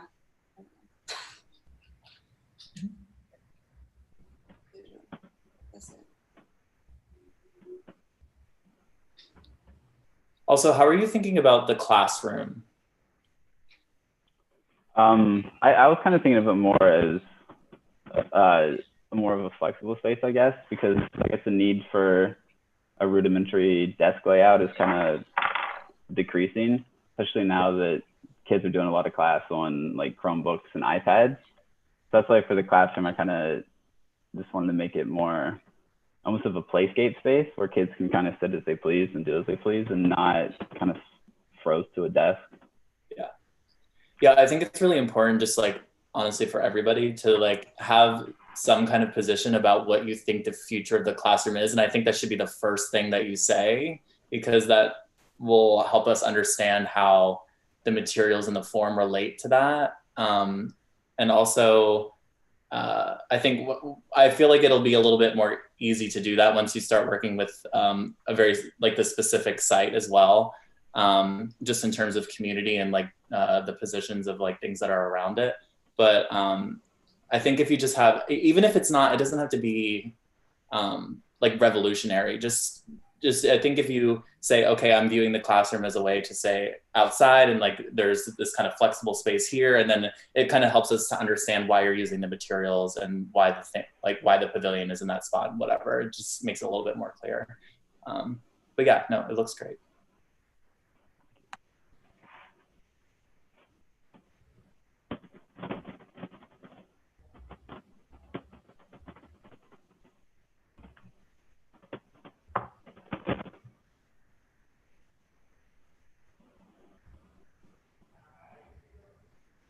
I think that, Erik, for El Rio conversation, the way that Austin is looking at this, almost like you could have a metaphor of a floating river through that project. But this project, at least, that kind of, I don't think that this project, we don't aim at metaphors, but we aim at novel. I think what Jonathan just said, that students should begin by saying, this is how I see the classroom of the present, not only the future, this is my classroom, and this is what my materials are working, this is what they're doing, like everything comes together through that.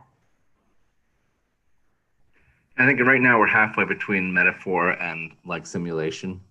And so like, is it just about the concept of these relationships, or is it about the actual formal characteristics of the things that it's kind of using as an inspiration, right? Like, and I think, and in light of that, I think of you, Carol, you and David, the show, the Apophenia show, and like that kind of like not even caring about the idea of what was creating the kind of characteristics of the landscape that was kind of the real or the natural one, but actually just the formal characteristics of it, not like the relationships, not the idea, not like what made it that way, but like something that made it weirdly convincingly like that without caring about it being actually that thing at all. And so I think like that there's like that would be like more in the sort of simulation side in my mind on this one. Whereas the kind of like the thing that makes me worry is the kind of functionalist argument that always accrued inside of biomimicry of like, this works because it's like, we're just imitating the way nature works. Like it's functional, it's evolutionary. Like the circulation system is like the circulation system of a leaf, and that's a different thing from saying we're simulating the structure of a thing for the sake of the structure of it, not for the sake of its functions, right? And so I think like that right now you're right in between these two sides, and I think like it's kind of like you're on the edge. You either have to kind of commit to a functionalist, like conceptual backbone that justifies the moves, or come up with an argument that justifies it through other means. And either of those things will have an impact on the appearance of the project by the time final reviews roll around.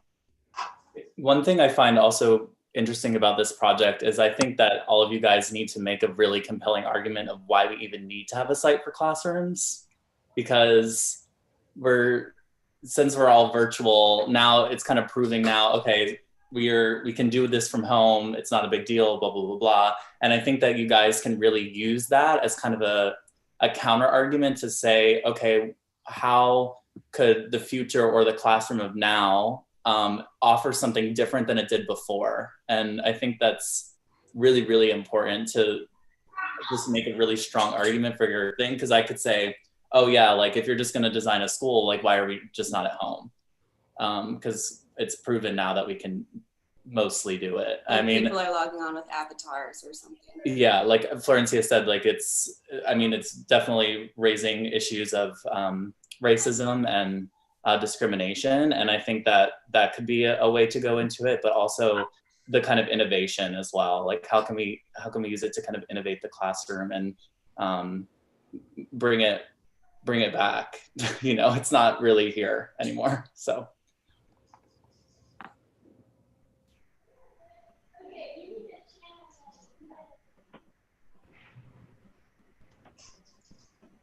Excellent. Thank you, guys. So I think also, I mean, the images are great, but I do think that, Austin, you have to address also what Erik was talking about, you know, what is the role of nature?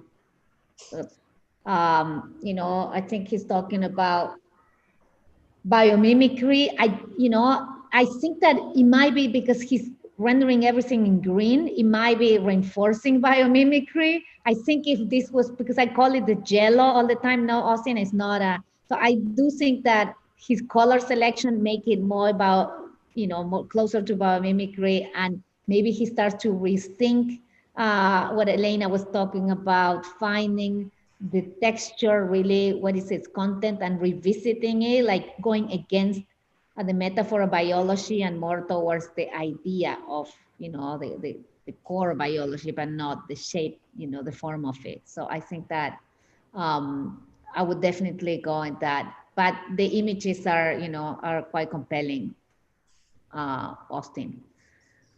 I wonder, I'm not exactly sure in your brief or your premise how you were setting up the relationship between school and nature. So I don't know how that was kind of positioned in the first place. But if there's something about kind of a desire for effects of nature rather than just image of nature, might be interesting to think about the kinds of things that, the kinds of associations you make with nature already, the kinds of like very, very microclimates, like whether you're talking about when things like breezes blow through materials and they make a kind of rustling sound, or the ways in which certain like swarms of insects might be attracted to one thing or another, like that there are potentially kinds of effects that kind of emerge from kind of densities of certain kinds of things that you might be working with, so that you might be, if that kind of aspect of nature were interesting or could be, I don't know, kind of cultivated in terms of an idea about pedagogy or school, then perhaps you don't necessarily look at all about what nature looks like, but instead you look at behaviors and you look at other kinds of effects.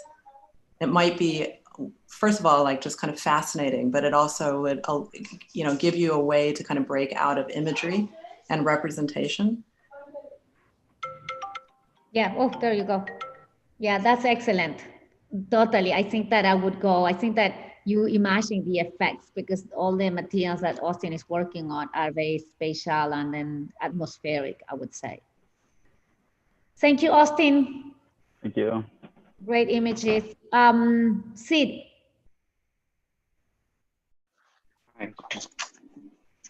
Okay, let me see. Are you ready? Should I begin? Yeah, okay, yes, let me go full bleed. Hi, I'm Siddharth. My edition of the class started off with a hedge. A hedge is a defined structure or shape which has a synthesis of nature and synthetic landscape towards it. The furniture base is a Colombo chair where the materiality is explored through the nature of direction of a hedge. To add to existing nature-heavy furniture, I explored at some synthetic pieces as well. The classroom basically grows out of a labyrinth of hedges to form the spaces and the enclosures.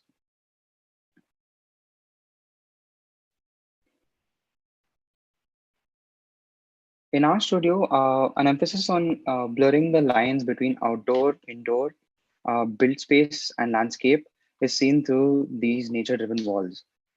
For the enclosure of the roof, I took inspiration from an English greenhouse, the transparent yet defining structure through this class. The hedge takes an organic direction in growth to grow the spaces further. And this is how each classroom is evolving to make a different new space. I try to incorporate the nature, landscape, and the classroom as one element, as one space, and blur the lines between all of them. Since my main materiality is the hedge, and the labyrinth grows as the classrooms and the spaces grow.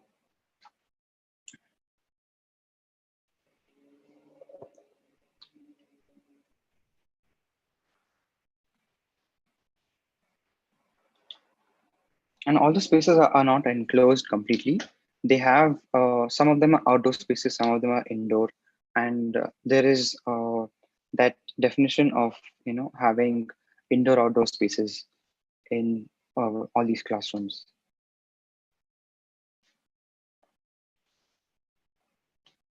Thank you. Excellent, thank you. Oops.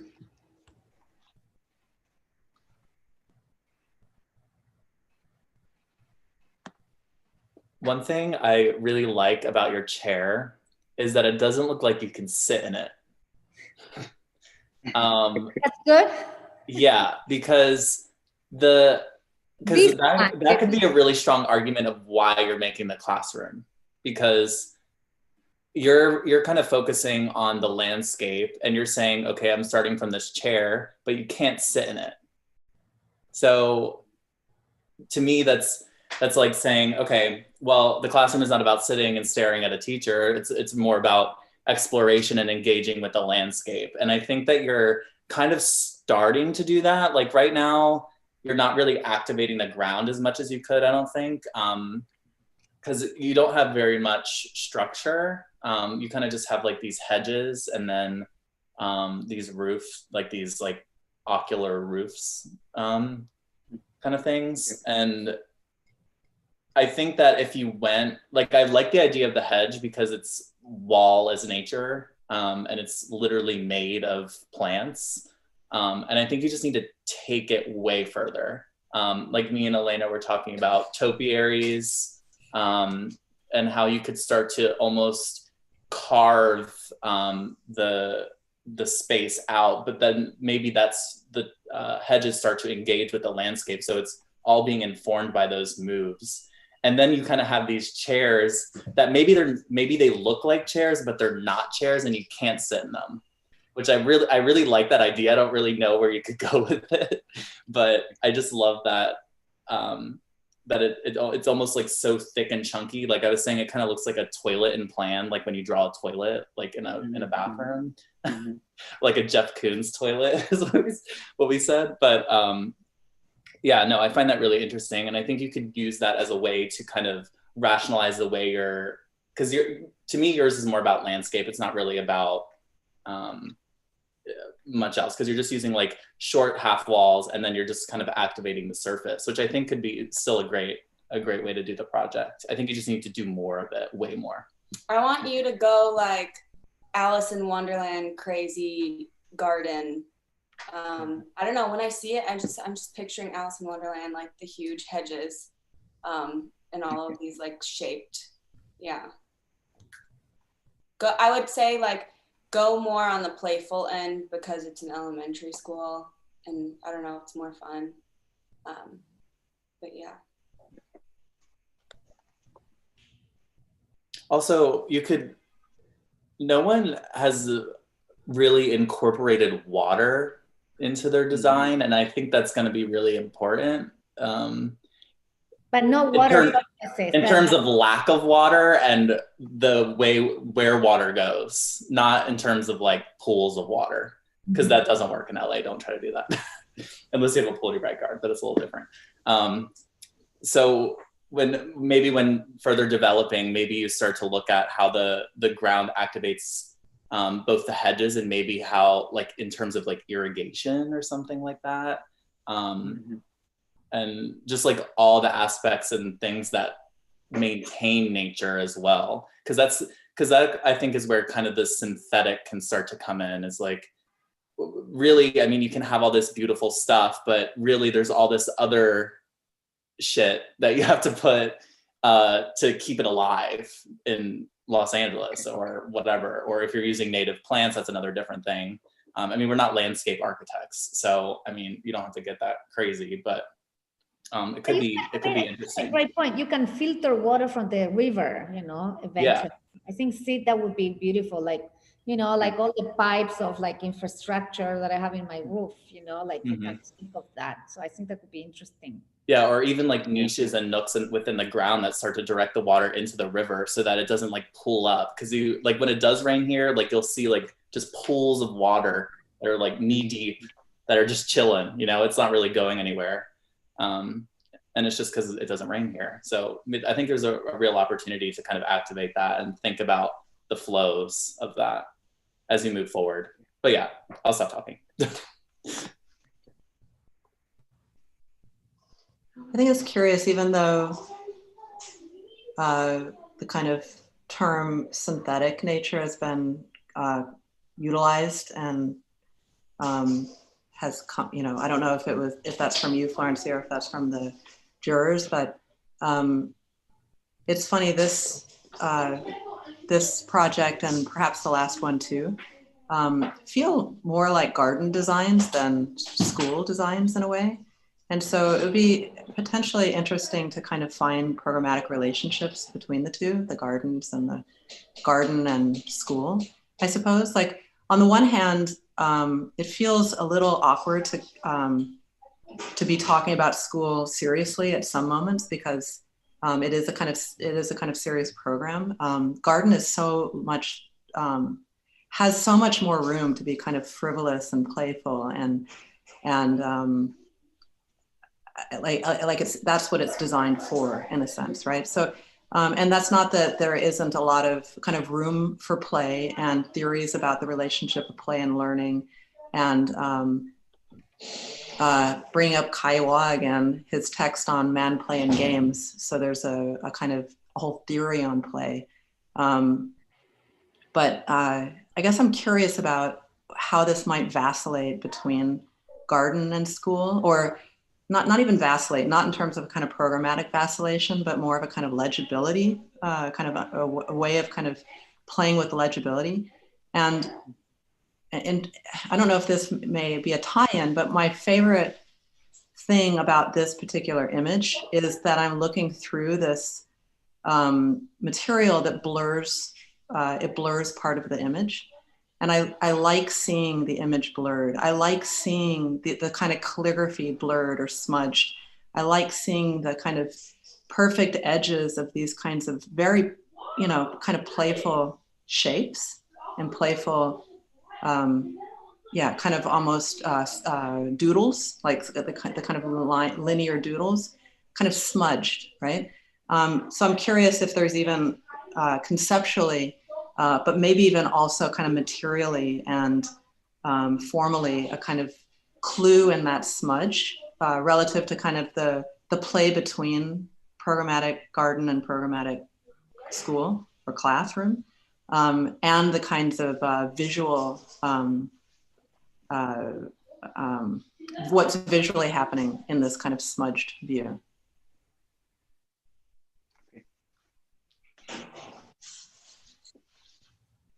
I like the smudge. I like the smudge. Like I wouldn't want to see everything blurred, but I like seeing this kind of imperfect moment in the kind of imaging of the, almost this kind of, you know, it's a hedge. Like hedges are kind of sculpted perfectly. They're, you know, they're measured.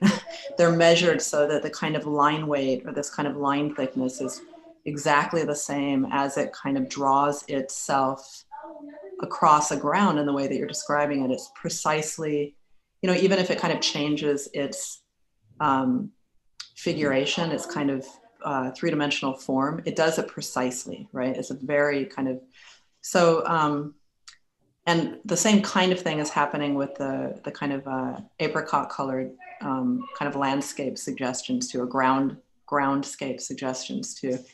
And so I like seeing it become, it's not a, yeah, I guess the kind of smudging is a sort of imprecision, but I guess it's unclear to me exactly what imprecision would be like with a hedge besides being kind of overgrown and let to go wild. But maybe there's a clue in that. Well, like what is there room for wild in this kind of perfectly manicured garden?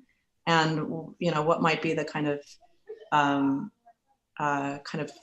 analog of the wild in the classroom too? Like, is there room for wild in your nature?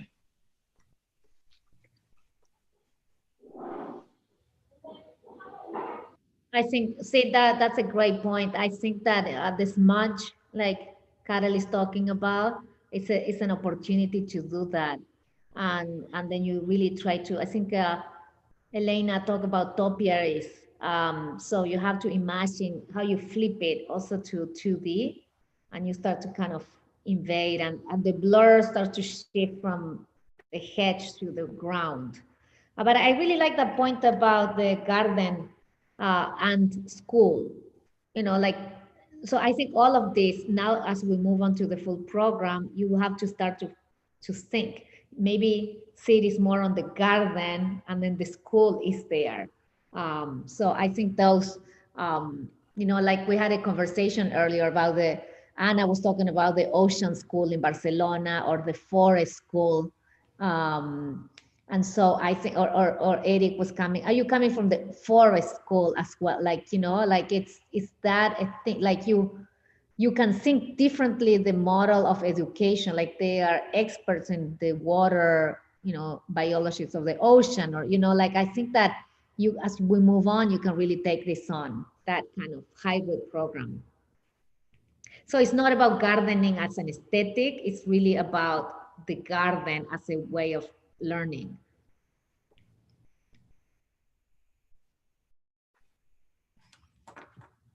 Excellent. Thank you, guys. Thank you, Sid. Thank you. The images look amazing. We'll move on to the next, Merhdad. Hello, my name is Merhdad. Hello, everyone. So Okay, let me have like some explanation about my project. So the nature was the concept of the designing of the class. So at the first point, I inspired from Persian gardens as my main idea to design the classroom. So I looked through one of the famous gardens in Kashan, which called Fin Garden, and I found a piece of carpet related and designed by this specific garden. So this was my first point to design the project. I used the patterns and the geometries in that carpet, and it inspired me to design the first piece of furniture, which is my chair. And also the carpet texture and materiality growing out from on every element on the project, like a synthetic grass. And also the main classroom geometry inspired by the piece of furniture, which has different elevation. That's why the interior of the classroom has like 2 floors. And from the outside, from the roof area is my grand playground. It's a private playground for kids with the private access, which is they can climb, and also the playful slides, which is the connection from the top playground to the inside the classroom, and also the ground area. And about the texture of the roof, the patrone grass chair furniture with the like squishy soft material inspired me to have this texture on this playful texture on whole the flooring on my playground area, which is, if you look at the top view, it gives a feeling of the farmland kind of. So yes, thank you. Right, thank you, Merhdad.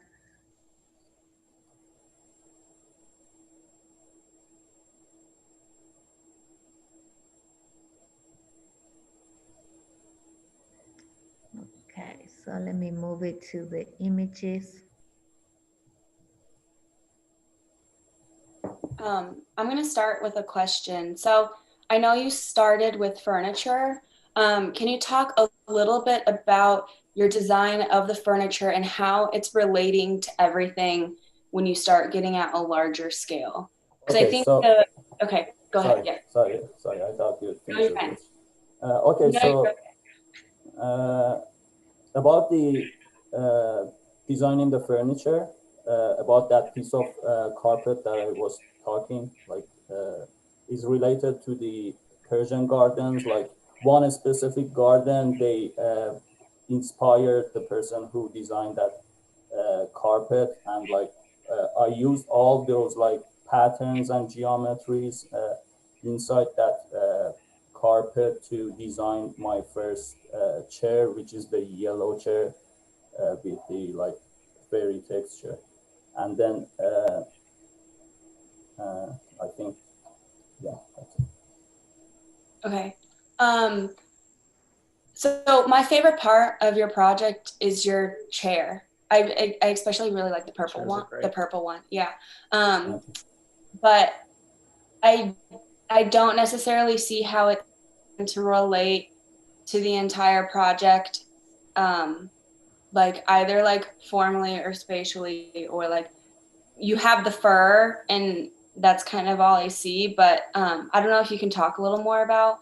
So yeah, about the fur, like I try to have like this carpet material and texture, like growing or everything, like my geometry, like my furniture, and I mean you cannot control them, like they are like grass, you know, like, but not a real grass. It's like a fake plants, and that's why I have it like on even if you see my roof area, the playground.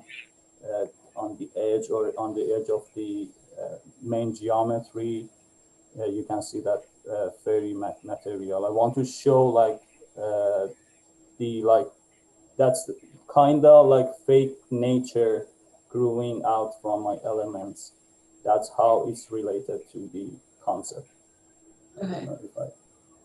And what are the stones that are scattered around? Oh, on the top. Yeah. Those are actually not the stones. If you see there are like some grass furniture, the patrona furniture, which is I didn't design those. Those are like already exist. So those furniture on the roof area inspired me to use them as like a cover with the soft material on the playground. Like I try to make it more playful and like show like that furniture can has connection with my ground. Yeah, I mean, I like this contrast between like the free, like kind of furry surface that's going on and like these smooth objects. I like that relationship, but I think I want you to go back to the chairs so bad because the chairs are the chairs are so good, and the like the little like warts and like these, you kind of have like these shells that are happening inside the chairs. So you have like the outer shell, and then you have like the inner those shell. have the outer shell. And about those chairs, like I really like use those like patterns on the carpet and try to mix them, like combine them and find like a modern design of chair out of it. Yeah, I think, yeah, I mean, that's fine, but there's some really interesting like formal relationships that I think you could revisit in like these concrete objects, because you can almost imagine like having this really smooth classroom, and then on the inside it's like warty and like one color, and I think it would be like really stunning. And I think that like I find the like roof with like the gray furniture and stuff a little bit distracting from those things. And I think that because I think that's where the potential is lying right now, at least the way I see it. But also I'm not gonna ask you because you probably have no idea, but like underneath that surface, what's going on? Because like right now, yeah, so underneath the surface is gonna be something, because the project is not finished yet, and yeah, so underneath that surface is gonna be the next step, because right now I have like 8 classes, and definitely it's gonna be more classes with more connections, and that underneath can use for like different like things, like even another playground, and some parts can be like even, you know, parking structure for a park, you know. So well, before you do that, like I've got an observation. I'm curious whether, I don't know, I'm curious what you and Florencia might think, and whether it kind of changes anything. I feel like you're calling nature what is also being called fur, and what perhaps looks like this kind of groundscape of maybe styrofoam or something, some sort of other, like, you know, almost a textile. It feels like there's a relationship between what's being referred to as nature and what might be in actuality kind of textiles, right? Textiles kind of have qualities maybe that are similar to qualities in nature, right? Like grasses or bushes, or the stuff that is kind of maybe at a finer scale that kind of accumulates into kind of bunches, and kind of it behaves similar to things like fur. So I guess, and the funny thing is that it feels like you're situating these textiles as kind of something that kind of are doing the work of nature against other things that are doing the work of architecture, right? So you've got these, but you're not necessarily mixing it up at all. And in fact, this fur is not, I mean, it looks off the shelf, right? But what if you make your fur kind of weirdly overscaled in its furriness? Like, what if it were a textile with, like, 20-foot long strands of fur? What if it was a kind of fur that you could actually start to kind of manipulate or braid or kind of, knot up, and then kind of think about that as something that can behave architecturally or spatially or something? What if it can kind of behave on both sides of its kind of surface condition, that, the kind of artificial fur gets kind of glued or stitched into some kind of substrate that ends up being the kind of skin. It's almost like your skin and your fur, right? So it could potentially kind of move in both directions against that kind of substrate. But I think the same might be true for this other kind of textile behaving material that you have that's kind of your ground, where your exterior ground. Like, what if you think about it as a kind of textile, but then really exaggerate its textile qualities, so it starts to behave in the ways in which you're making the kind of analogies with nature. Like, you let it kind of exaggerate itself so that it can have those behaviors. And then perhaps you still may need some of these other materials, these materials that perhaps they're either more inert, even if they have a kind of analog to nature, they're more inert. You don't recognize behaviors as being so immediate. They may be slower, they're more patient, they're more durable, like a rock, like a stone. But perhaps you can start to kind of let these kind of materials in their potential for new behaviors begin to kind of intersect, so that they're not so binary. So one isn't always doing the work of like something like grass, like you walk on it, and the other isn't always doing the work of something like a stone, where you understand like stacks of stone becoming a wall. Like, you already have an association with architecture with that kind of slow, durable, patient material. Anyway, so I think there might be an opportunity if you let these things that are, recognizably textile right now become less recognizable, more kind of strange, yet they're still textile. And maybe there can be a kind of ambiguity between what work each is doing, what kind of things each can be doing, and how they might be able to interact and interlace, I guess. Maybe to follow up what Karl is saying, which I think is a very interesting take on your project, which, by the way, I find that very interesting and provocative in many levels. Maybe if you take that approach, there is one thing that your project suggests, and maybe I just joined, so maybe this is a characteristic that many projects share.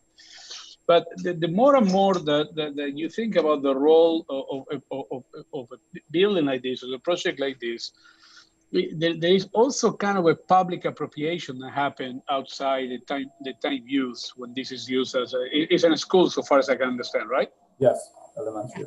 So there is something, maybe in relation to Karl is talking about, that there is a way to associate design with also some kind of almost like a life cycle of the building.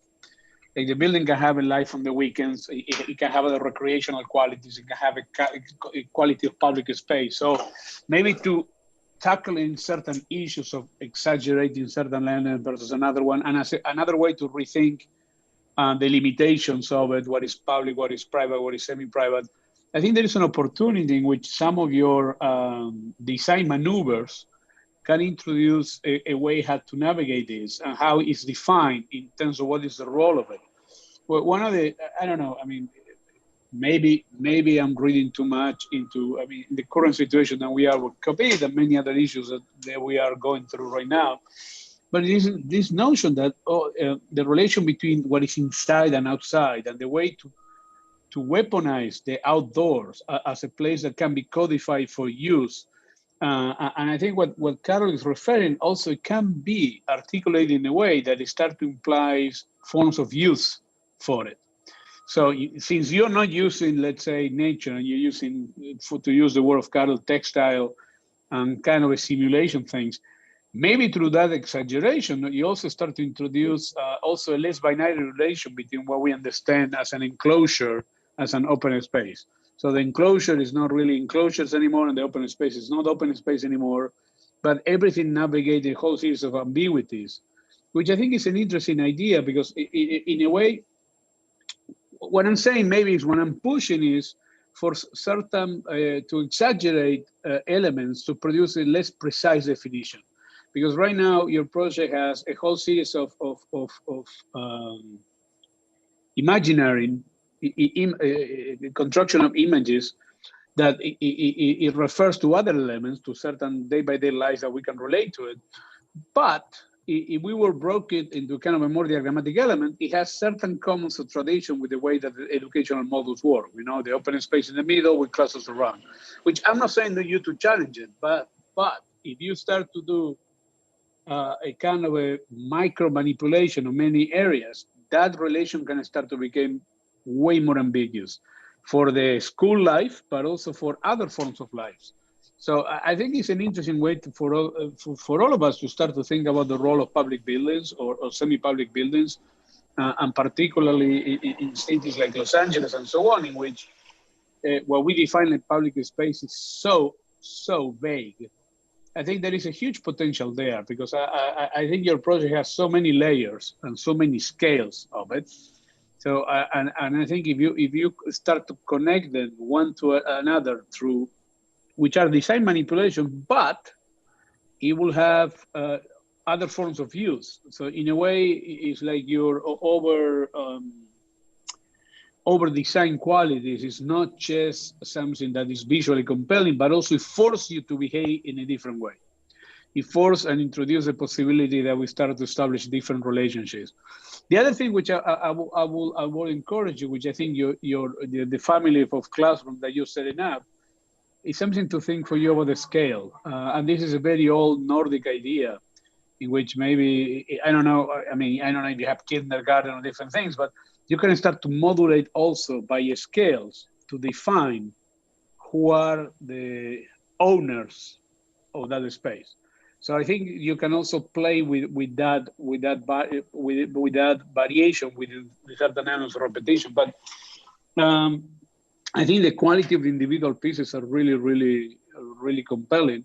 The question is the kind of the choreography that you set up for them. It seems to reinforce elements that we know. And I think you have an opportunity to challenge that by exaggerating qualities or diminishing other ones.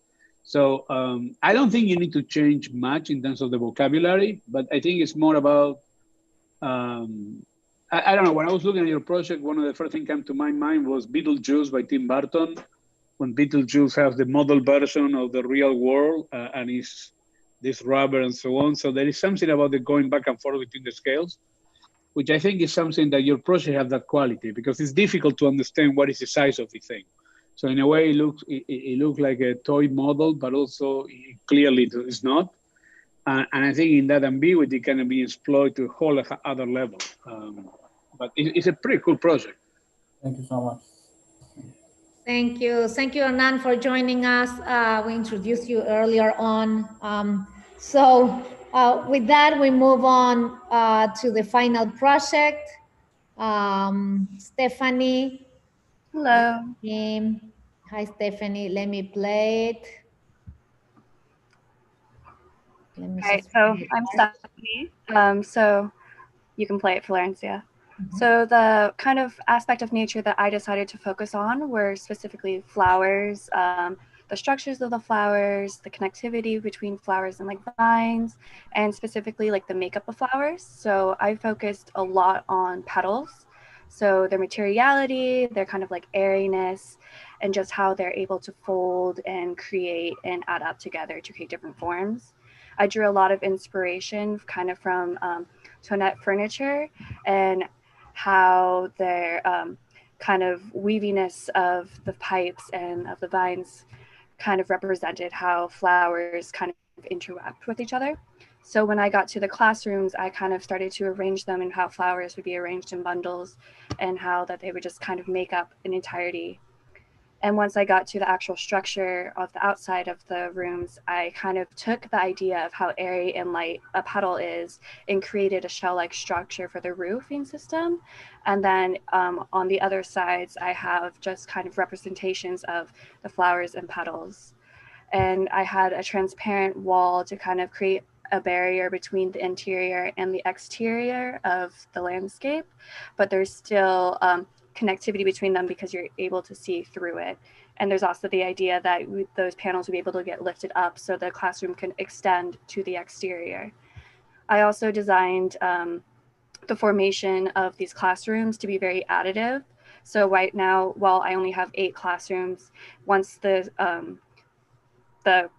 school starts to develop and gets bigger, I'm able to add classrooms just more and more in this pattern to create more of that structure.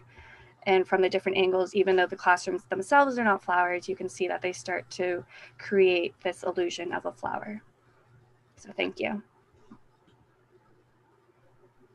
Excellent.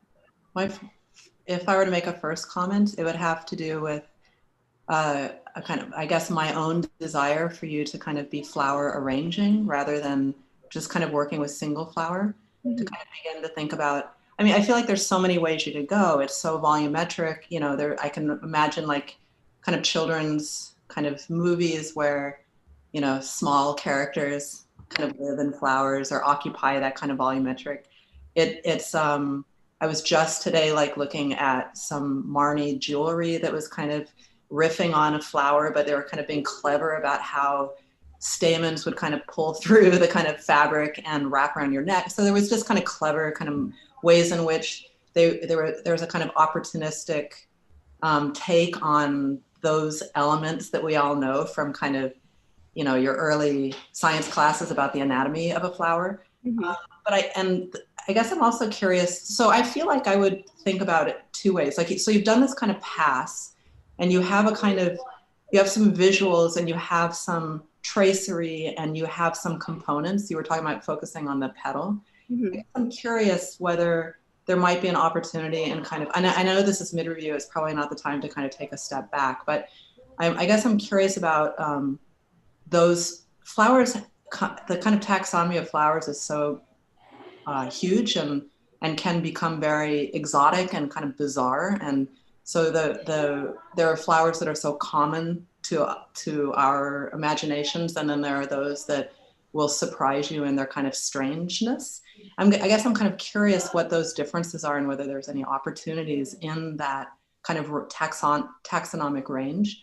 And then besides that, I have this desire for you to be flower arranging. I have a desire for you to be really kind of composing kind of bunches where you don't see kind of any individual flower, but you really kind of understand form as a different accumulation of multiple effects, multiple textures, but they're all the same. It's all the same. It's still all vegetation. It's still all color. It's still all flower arranging.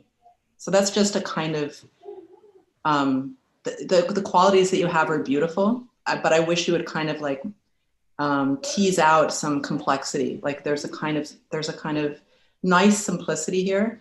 But I want you to kind of tease out a kind of complexity that you might associate with flower arranging. Okay, I'll definitely check that out. Thank you. You have to send us the link to the Marni, Karel, please. That's just because you want to go shopping. I need that jewelry. I need that jewelry. Yeah, there is something also, Stephanie, in relation to the flower thing, which of course is embedded in many cultures of design. And I think one interesting thing I see between is kind of the 2D elements versus the volume. I think the pillow kind of volume in juxtaposition with the other one seems super interesting. I wonder, to me, one of the interesting things about flower arrangements also is when you cut the flower and you put it in a flower vase and you do an arrangement, eventually the flowers start to decay and they start to lose their integrity. So I wonder if this is more, again, if this is about, let's say, the objectification of flowers, which is what we do with flowering vases, or is about the nature of flowers.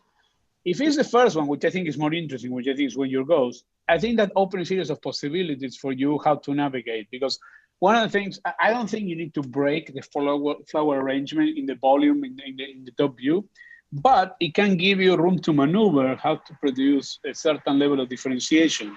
between those volumes, because I think those volumes, there is something interesting about that dichotomy of the precision, of the symmetry, of the planimetric thing versus goofy, maybe goofy or goofiness is the wrong word for the volume, but there is something really playful about it. They have this kind of almost like like a kid home furniture that are puffy and so on. But I think there is something interesting about that possibility to really think about the notion of flower arrangement, but not when you just put it in, but the whole process of flower arrangement and how it changed, how the thing is slowly mutate and decay. Decay maybe is the wrong word, but to really think, to activate that as a dialogue moving forward. Again, there is something interesting about almost like you have a friction between the precision of one thing and the other one. Not that they're not precise, because they're precise volume, but it hints at the possibility of more mutation, or even you can start to think about in terms of materials. Maybe I don't know. For me, your volumes is like the speaking that they want to be inflatable, that they want to be textile, that they don't want to be like rigid things. So there is something. Again, maybe I'm too much hooked up in this process of transformations and so on. Again, maybe because we are in COVID and the schools and everybody's trying to figure it out how to do the things. And I think this is something that we have to take in consideration as we move forward. And it's not about the traditional idea of flexibility, but it's about the capacity to adapt. So I also wonder, for example, if some of those planimetric elements, do they need to have an enclosed envelope? Maybe that also introduces a possibility that they can be open. Some of them can be open, some of them can be closed.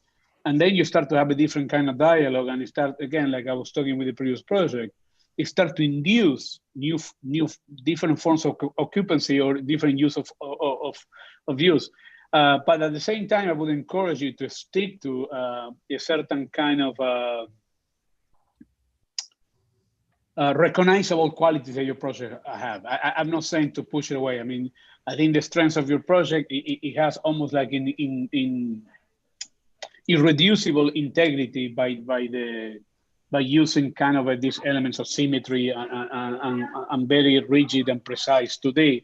But I think in that friction with the other elements, I think that can be pushed.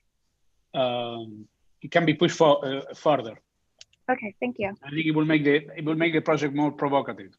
Okay. When Hernan's talking about decay and arrangement, it reminds me of the relationship between floral arrangements and still lives, where you get you're kind of embracing the kind of corporality of the flower in terms of its kind of fragility. You know, you can bruise you can bruise it so easily, or it does start to kind of decay at some point. And all of that is often embraced in a kind of still life photograph, or, you know, the relationship of the glass and the reflections in the glass and the water. And there's a lot of kind of sensual kind of aspects to those moments, especially when they're trying to be captured as a kind of image. And it may be some of those kinds of qualities that again, that this might want to figure out how to incorporate too.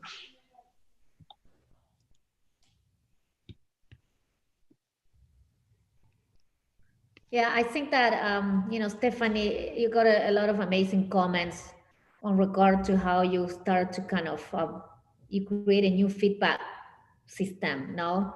Like you started from the petal, then you got the lines of the furniture. Then from there, you started to get the flower arrangement.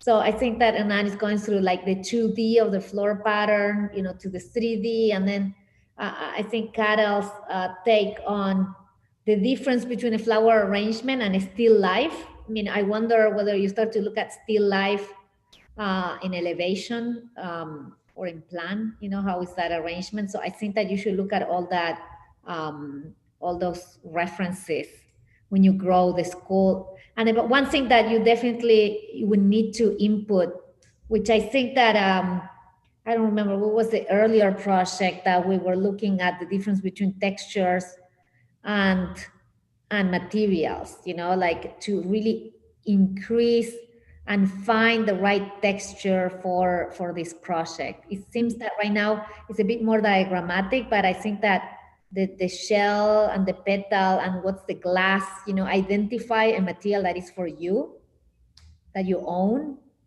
You know, I mean, one thing, Hernan, you just joined us, but in the studio, we're trying to really find new narratives for new materialities that have kind of a story that relates to the environment or relates to nature.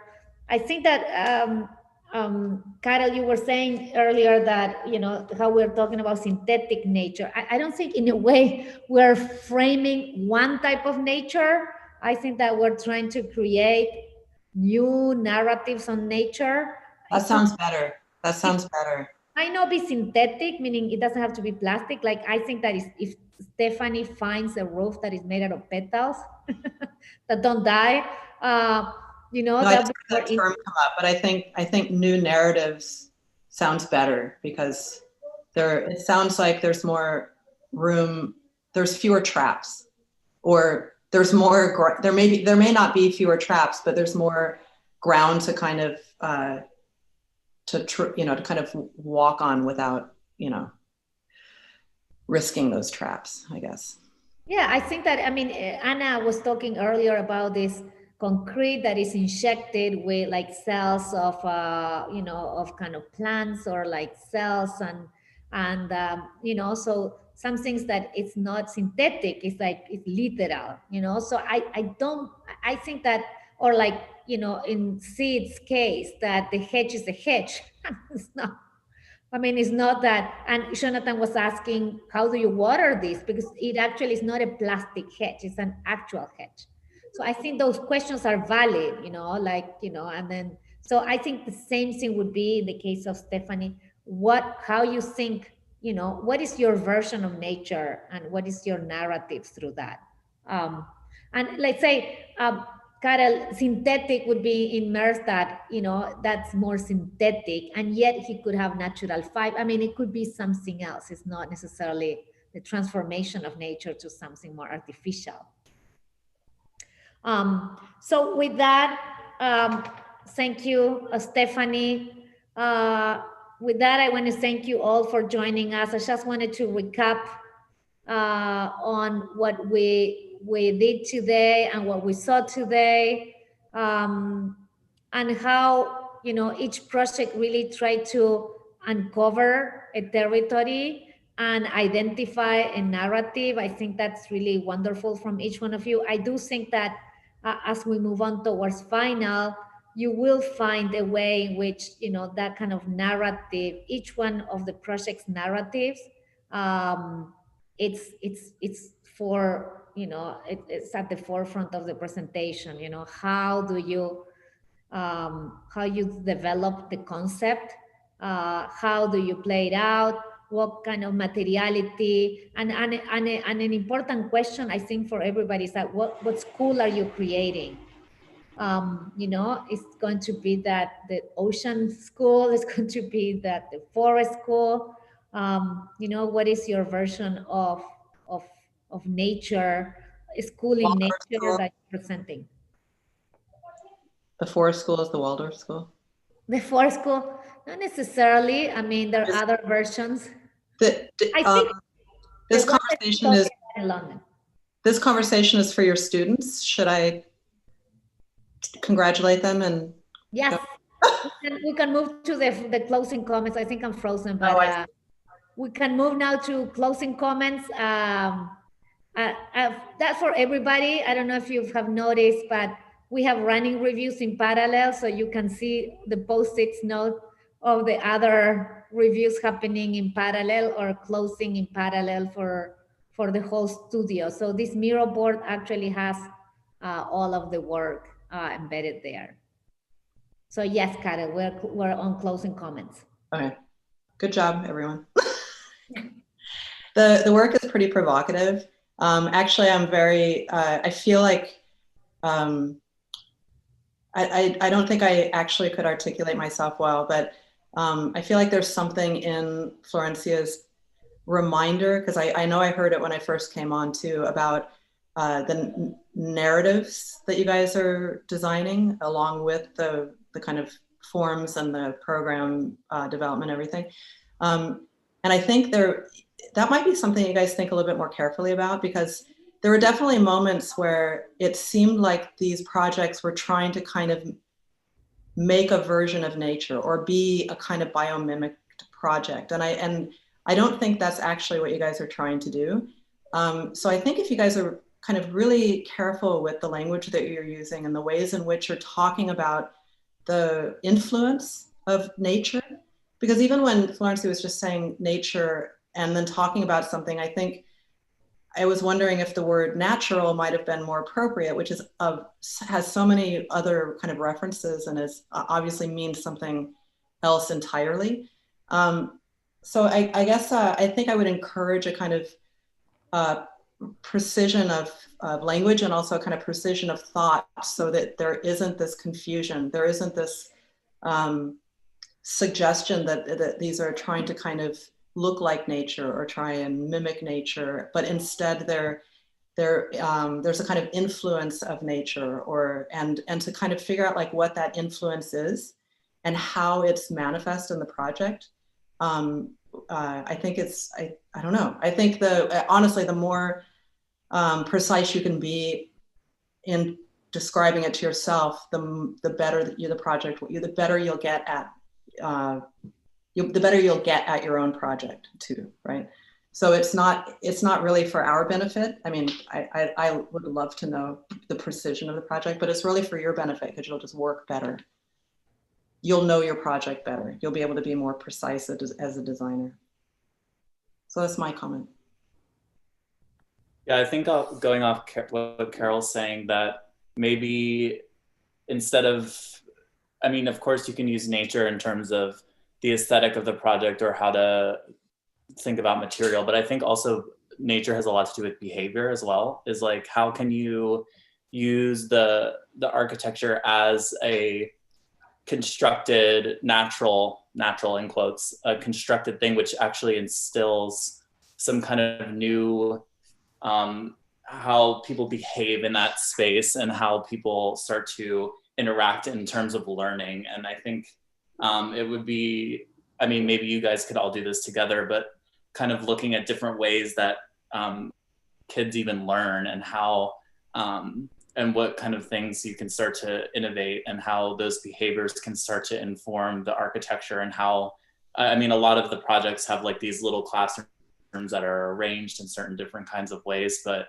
I just wonder, like, when building your argument, why you should do that, or is it better to keep them separate? Is it better to have one giant classroom with everybody? Like, I'm just wondering, like, what's the kind of range of things that you can do? Maybe you have all of the range, or maybe you just have one thing. And I think that's really important to define at the very beginning, so that people can really narrow in on that and start to understand the project through that lens, rather than trying to start giving you all these suggestions, which may take away from your original idea. So, like, I mean, of course it's midterm, so like it's just trial one, but projects usually, at least at SciArc from my experience, do like a total 360 from midterm, or they don't change at all. So I would just encourage you to. We'll go the later, yeah.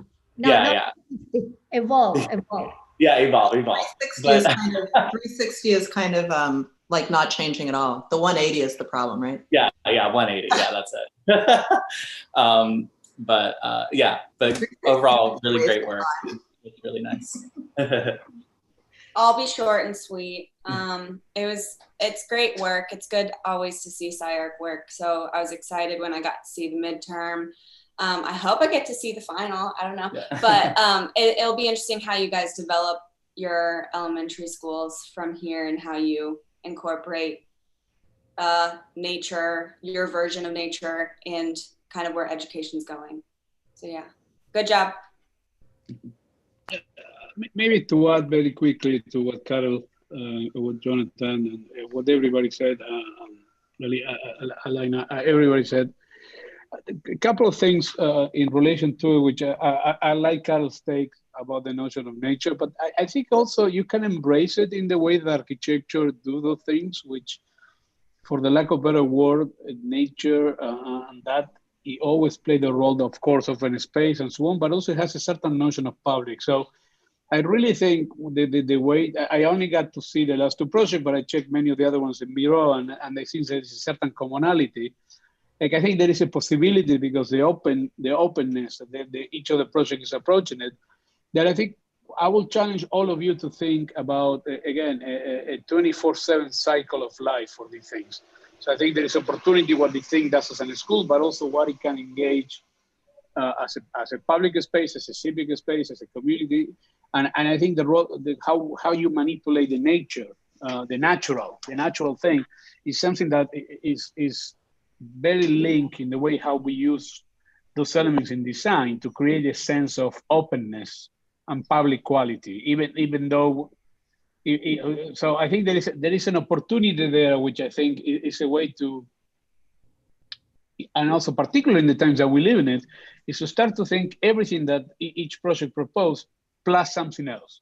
So it's an elementary school, but also it has a plus. It could be other things, because there is a lot of amazing stuff going on in the project that I think it can also redefine and move away from a kind of the constraint of typology. So all of your projects are in certain way, there is kind of a certain structure that, even though as unique as they look, it refers to certain moments of we can recognize as a school order. But I think if you push certain elements, I think it can become a little bit less recognizable, which I think is a way to challenge in a way that architecture have the power to do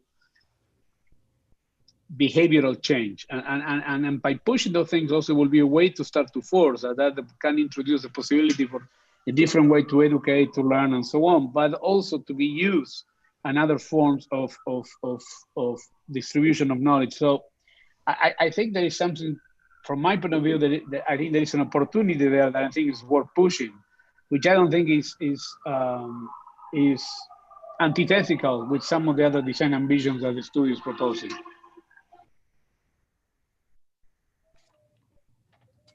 Florencia. Yes. So, yeah. Well, I was just going to say there's a book, Jane Bennett's new book is called Influx and Efflux. And, it's a lot about influence on a subject, influence on your I, your like capital I, your person, your I, your subjectivity. But she draws a lot from Thoreau, which obviously his thing is nature, his kind of Walden is nature. And I wonder whether the chapter on Thoreau might be interesting in terms of the kind of influence of his, it's kind of beautifully written in terms of kind of influence of nature. And it might, obviously it's in this case, influence on a kind of human subject, but you might be able to kind of reimagine that influence on a kind of architectural subject, or other kind of subject, not necessarily object, but it might be. I don't exactly know kind of whether one term might be more appropriate than the other in terms of the relationship between the two, but it's just a kind of suggestion. It's kind of beautiful chapter. It might be interesting whether it actually influenced any of the readers, you guys, if you read it. I think it would be wonderful if you can send it to us now, because next week is a nice week for the students to read something. The next week is a slow week after reaching midterm. So I think that it'd be great if you send it and I'll distribute it. Thank you for the recommendation. So thank you guys. Thank you to all the students, to the critics. We had different critics throughout the different times of our Zoom. We're also live on YouTube. And I think you guys, for the students, you guys put a lot of effort. These are not common times. It's not easy to go through a learning process, but I think that I think that everybody really made it happen. You got great projects to the table for today. So now you can take a break. On Monday, we're just going to chit chat about the projects. And again, thank you for our guest, and see you for final review. Bye, everybody. Thank you. Thank you. Thank you. Bye. You guys. Thank you. Kyle, I just closed. Do I have to do something about the YouTube? Yes, I'll just end.